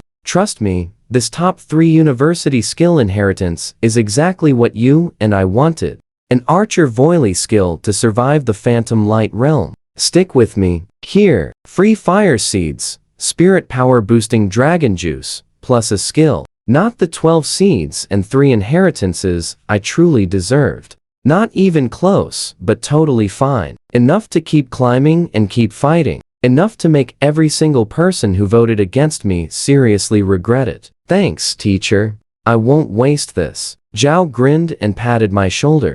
Good. Now, let's move out. Fudan University is waiting. We leave immediately. I look down at my bare feet, ruined clothes, and homeless person disguise. Can I please buy shoes first? Teacher Zhao, where is Fudan University? Magic City. How do we get there? The teleportation array. Does that magical array cost money? The total silence answered me. I checked my wallet. 31,000 gold. Sweating. But first, Zhao took one look at my barefoot, soot-covered, ripped disaster of an outfit and dragged me to a store. New gray hoodie, fresh pants, nice shoes, and a backpack. I finally looked like a normal teenager again instead of a total disaster. Then we walked straight downtown, where a giant glowing platform covered in blue runes set like a magical bus stop. The legendary teleportation array itself. Huge crowds were lined up. It instantly transports you between cities, Zhao explained to me. But it costs serious cash for regular people. I was mentally doing math on the fare when Zhao just flashed his Jingbei University badge right at the operator. Instant VIP access and a free ride. Knowing powerful people is basically the ultimate skill ever. Now watch closely. We stepped onto the platform. Light exploded. My stomach did 17 backflips. Wide out, then snapping back into focus. Hello, Magic City. Instantly. Just like that, hundreds of kilometers in 0 seconds. I stumbled off, dizzy and totally nauseous. That was wildly incredible and horrible combined. First time is rough. You get used to it. Over there, Fudan University. A massive building complex that made my old high school look like a tiny garden shed. Zhao started giving me the grand campus tour. That is the library, the training hall. That is the cafeteria. Those are the dorms. Then he saw my expression. The sad face of a kid never attending classes here. Never eating in that cafeteria. Never sleeping in those dorms. The skill inheritance room is this way. Very smooth recovery, teacher. Real smooth. We reached an ancient stone building with top-tier inheritance chamber carved above the door. 2 intense guards stood outside, both radiating power, matching Zhao himself. Star Glory level warriors guarding one door. This place was totally serious. Zhao showed his badge. One guard looked me up and down with obvious disrespect. So you are Yu Yi Ming. 1 top-tier skill inheritance. Touch the tablet. I ignored his bad attitude and walked through the massive doors. Breathtaking inside. A huge chamber, walls covered in glowing blue symbols, and floating right in the middle, a massive stone tablet radiating pure golden light. It honestly looked like a literal god left it behind as a gift. I placed my hand down. Flash. The entire world vanished. You and I know this feeling. My mind got pulled into a video game skill tree menu. Categories floating. Swordsman, mage, archer, or support skills. Archer, obviously archer. 3 amazing options suddenly appeared. Proud triple arrow. Level 1. Fire 1 arrow. 2 energy arrows automatically follow. Each arrow deals 120% physical attack damage. 60-second cooldown. Doomsday Judgment. Level 1. Charge. 3 seconds. Release 1 arrow at 500%. A guaranteed critical hit. 30-minute cooldown. Meteor Arrow Rain. Level 1. Fire 1 arrow upward. 6 seconds. Arrows rain on a 10 by 10 meter area, dealing 100% damage every second. 6-second cooldown. My jaw dropped so hard it almost detached completely. Doomsday Judgment plus my Skyfall Radiance means 500% times 11. Guaranteed crit. The crazy math was making my brain overheat. I could probably one-shot a city. Triple arrow was totally insane too. 3 arrows with 120% damage, and Skyfall multiplies them all. But I didn't need more single targets. I could already one-shot basically anything that breathed. What I really needed was massive area damage, crowd control, and the ability to fight 50 monsters at once in the Phantom Light realm, instead of picking them off like an overpowered exterminator. Meteor Arrow Rain. It is 6 seconds of continuous bombardment over 100 meters, and with Skyfall Radiance boosting absolutely everything. Every single raindrop arrow hits with huge multiplied damage, plus a 6-second cooldown. I could literally chain cast it forever. Back to back. Infinite meteor storms. The battlefield ground would never stop burning. Warning. Learning archer class skills does not match your class growth path. Please reconsider system. I appreciate your concern, but I am a 9-star healer doing 90% of team damage with a bow. My normal class growth path left the building a long time ago. I selected Meteor Arrow Rain. Trust me, you'll love this. Golden energy flooded my body, merging into my soul like puzzle pieces clicking together. When I opened my eyes, I instantly understood the skill. It sat in my inventory like a readied weapon. A healer with sniper range, an attack buff, shattering logic, plus a literal meteor shower. Trust me, you and I are witnessing the most broken character build ever exist. Completely unstoppable. Standing totally alone inside that quiet chamber, I quickly pulled out my Chaos Fire Seeds. 6 total now. 3 from the exam. 3 originally from Tanji. I finally had enough to unlock a brand new epic skill. 0 time to lose. If Wu's elite attackers were still hunting me, I desperately needed every single possible advantage. Time to finally see what else my completely overpowered class was hiding right now. Inside that quiet inheritance chamber, alone, with my powerful new skill and 6 Chaos Fire Seeds practically glowing in my hands, I checked the options. 2 choices, costing 6 seeds each. Spirit Shadow Shield. It wraps me or an ally in a barrier with health equal to 10 times my spirit power. Lasts exactly 30 minutes. My spirit power was already completely ridiculous. So, this crazy shield would basically turn me into an absolute fortress, layered inside another massive armored tank. Divine Oracle Wound Mark. It literally doubles either physical or magical damage on a target, having the other. Perfect for monsters with those annoying defenses. After last night's ambush, where 3 guys nearly toasted me in my sleep, the choice was super clear. Give me that amazing shield. I never want to feel defenseless again. 6 fire seeds dissolved into light. Shield unlocked. I quickly grabbed my fan and activated it. A glowing, transparent barrier formed around me like a second skin. Shield health reached 37,100. Are you seeing this madness? 37,000 hit points of pure energy, stacked on my real health. Anyone attacking would have to chew through 37,000 damage before even scratching my real health. Then, I pulled out that jade bottle, pure dragon marrow spirit liquid. That awesome gift from Feng Xin. I popped the cap and chugged it like a desperate student inhaling an energy drink. Spirit power, 1,000, 1,000, 1,000, 10 times 10 notifications. Why?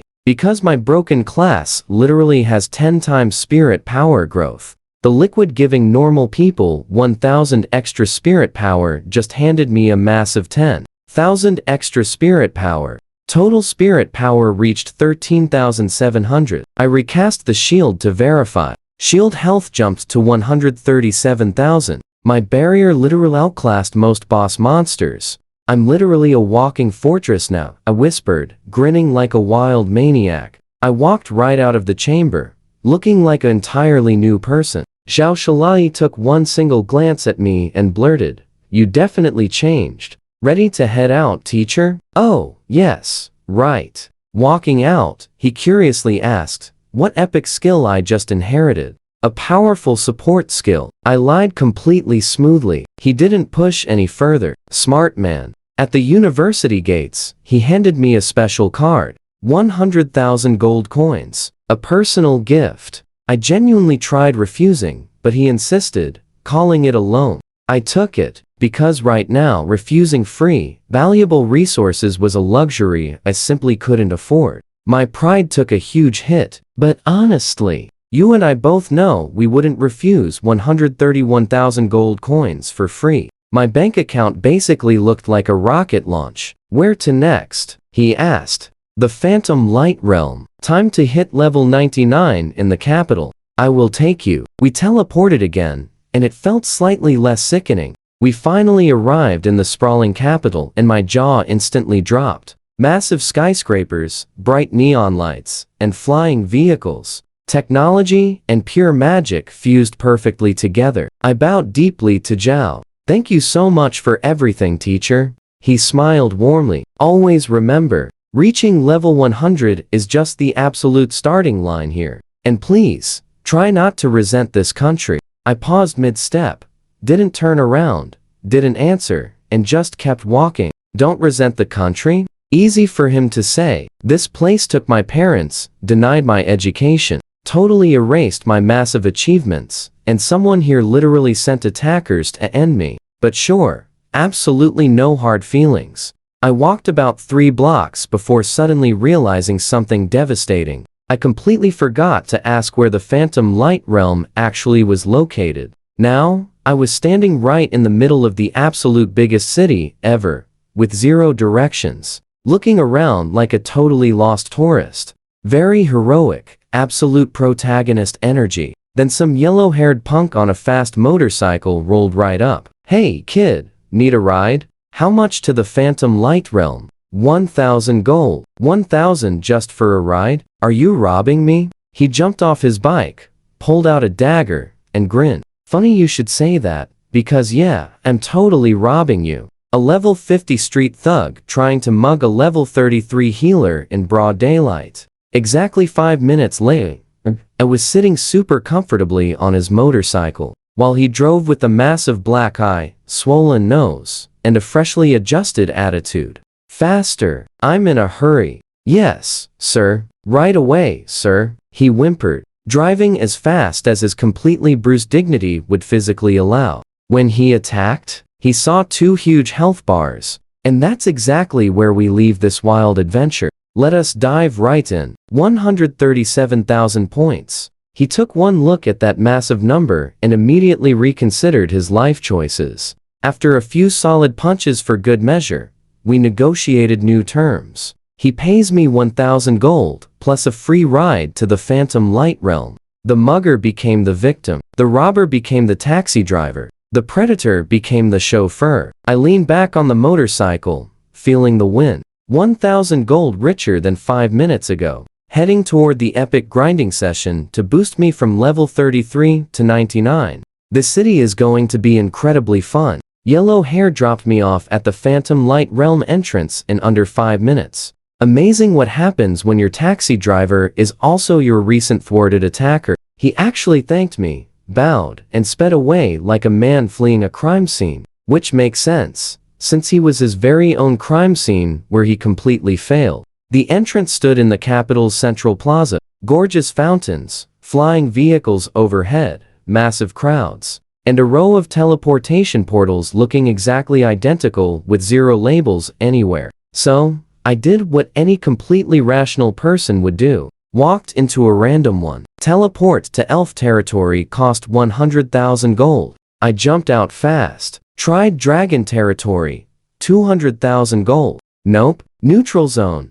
100,000. Wilderness, 50,000. Every portal was a massive financial trap. Click confirm, and all my savings vanish instantly. Who designed this crazy system? Where are signs? Finally, the very last portal. Please. Phantom Light Realm. Current occupancy 99. Welcome, Challenger Ying. Time remaining 2 hours. Thank goodness. The whole world spun. My stomach totally flipped. And suddenly, I stood on an endless, glowing plain. Watch closely here. The grass glowed like a field of green nightlights. Beautiful, but deeply unsettling. 99 monster spawn zones dotted the landscape. Circular areas about 20 meters across, separated by narrow paths. Here is the clever part. Zones closer to the center gave way more experience. 1 times at edges, scaling to 10 times at the center, but much stronger monsters. The timer only started when you attacked, and monsters would not aggro unless you stepped into their circle. Brilliant design lets you prepare. 2 people were already grinding. In the 6 times zone, a girl with a bow fired meteor arrow rain. My exact skill. She had to be a top exam scorer who got a rare skill inheritance. Hey there, handsome. Are you Jun Wachi? I am Luit. Nice to meet you, she shouted, practically vibrating with pure excitement. Nope.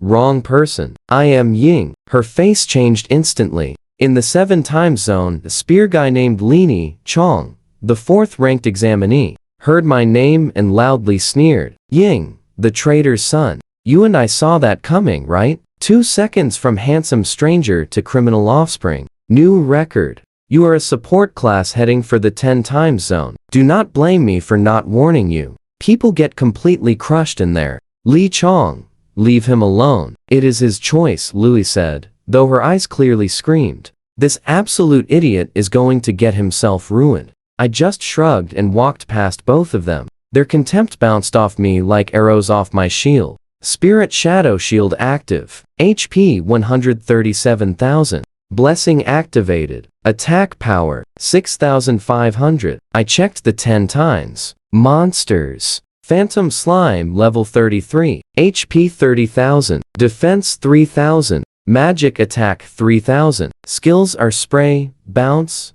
slam, devour, and split. They could split, meaning defeating one makes more. Over 100 were packed into this zone like a totally disgusting, incredibly squishy little mosh pit. No wonder nobody touched the 10 times zone without area attacks and massive defense. You would be swarmed and dissolved in seconds. These things would eat Lin Shi Chong alive and use his spear as a literal toothpick. But I had massive shield HP meteor arrow rain, and a blessing, pumping my attack to nearly 7,000. I was literally built for this. I pulled out Silver Moon, grabbed some wooden arrows from my pack, and boldly prepared to step right into slime hell. Wait. Oh, come on. What now? A guy came rushing over. Hey, are you Tang? I face-palmed so incredibly hard, I almost knocked myself out. First mistaken for Jun Maki, now Tanji. Does nobody know what Ying actually looks like? Then, who exactly are you? He asked, cheerfully extending his hand. I am Jun Maki. I completely froze. The Jun Maki? 7-star Infinite Sword Saint, 3rd place nationally. The absolute prodigy who solo defeated 9 elites with 1 sword. The guy with huge fan clubs and female admirers across the entire nation. Standing right in front of me, offering a friendly handshake. I shook his hand. Ying, the traitor's son, as absolutely everyone keeps reminding me. He paused, then said something that caught me completely off guard. I have heard about you, and do not worry, I have zero issue with that. No contempt, no disgust, no pity, just normal human respect. Behind him, Lin, Shi, Chong, and Louis had fully abandoned their zones, practically tripping over each other to introduce themselves to the famous Jun Maki. So what do you and I make of this? Louis wanting autographs, and Spear Guy completely fanboying. Jun Maki handled the hype super awkward, not used to the spotlight, then faced me. Going into the 10 times zone alone as a support class? Yep. He glanced at the slimes, looked right at me, and smiled. I am trying it too. Now stick with me here. A 7-star genius and a 9-star healer are diving into the hardest grinding zone ever. This should be wild. Jun Maki, seriously, the 10 times zone will end you. Li Chong pleaded. Look at those stats. You will perish before swinging your sword, Luoli added. I watched him secretly peek at the slime stats. Then he checked his own. 4,000 HP, 3,000 attack, and low defense against monsters with an insane 30,000 HP. He swallowed hard. I literally saw his throat move. But the man had pride. Stupid, magnificent, dangerously reckless pride. If we never challenge ourselves, how can we grow? How can we protect humanity? Very noble speech. I could practically hear the epic background music. Luoli had actual stars in her eyes. Lin Shi Chong looked ready to salute him. Got any good equipment? I asked. Gold tier, maybe? I'm from a regular family, cannot afford that. He laughed awkwardly. So, let me understand. A guy with 4,000 HP and basic gear was walking into a zone with 100 monsters, each rocking 30,000 HP and hitting for 3,000 damage. Just because he refused to back down and look like a total coward. I tried to warn him. He gave another inspirational speech about ultimate bravery and protecting humanity, which was really just a fancy way of saying, I already talked trash, and now, cannot fold. Then he drew his sword. Now pay attention, because what happened next was genuinely incredible. Infinite sword intent. An invisible wave of raw energy erupted from him. His attack power jumped 25% instantly. The air turned heavy. My skin tingled. This was what a 7-star hidden class looked like when it got serious.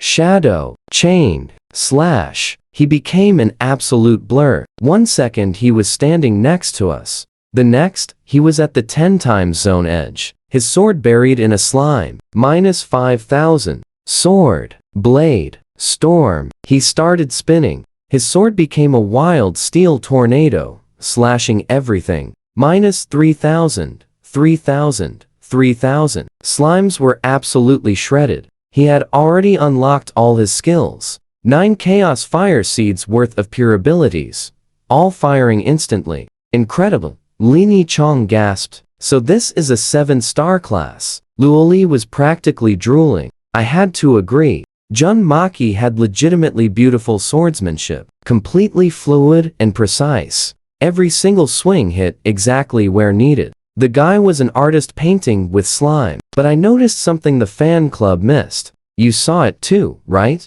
His blade storm had a strict timer. When it ended, the slimes would swarm his 4,000 HP with 3,000 damage hits. The storm faded. The slimes surged forward like a gelatin tsunami. Oh no! Lini Chong screamed. He is totally finished.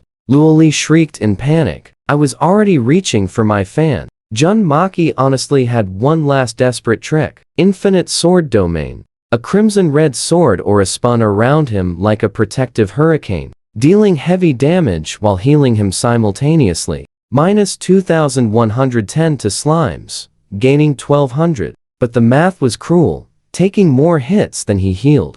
Net loss, 910 HP per tick. With 4,000 HP, he had about 4 seconds left. His health bar was melting like ice cream in summer. I watched his face change from I got this to I slightly do not got this, to absolute panic mode and a full existential crisis inside his head, which he told me about later. He was literally processing his final regrets. Why did I show off my stupid pride? Goodbye, world. Goodbye, mom and dad. Goodbye, my absolute beautiful sword. He closed his eyes, accepting defeat. Then I hit him with everything I had. Spirit, restoration, 13,000 HP. His health bar did not just refill, it completely overflowed. The man had 4,000 max HP, and I pumped 13,000 in. His body was so packed with healing energy, he was literally glowing from the inside out. Before he could even process that,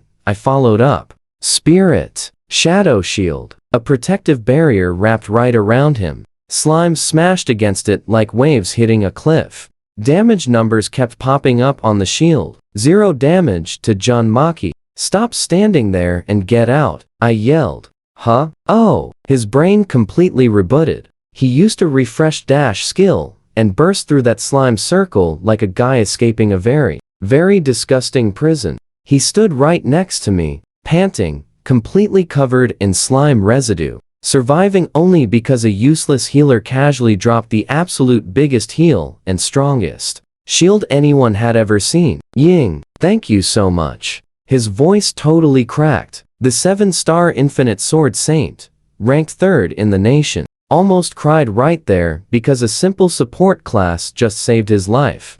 Do not mention it. Just maybe never try soloing 100 slimes with 4000 HP again. Yeah, Ito totally got the best of me. Li Chong and Luli were staring at me with completely shocked, recalibrated expressions. And that is where we leave it. The traitor's son they dismissed just saved their idol with a massive heal and a shield they simply could not comprehend. Jun Maki slumped against a giant rock, looking totally defeated. Our golden boy had been completely humbled. Stick with me here. This 7-star national celebrity almost got devoured by jelly monsters. Over? Pure stubborn pride. I gently patted his shoulder. Hey, it is just a tiny little setback. You have the strongest combat class of our generation. You will get there, Li Nichong added. Yeah, at least you actually tried. I would not even consider the 10 time zone, Loli chimed in. Remember, failure only breeds future success.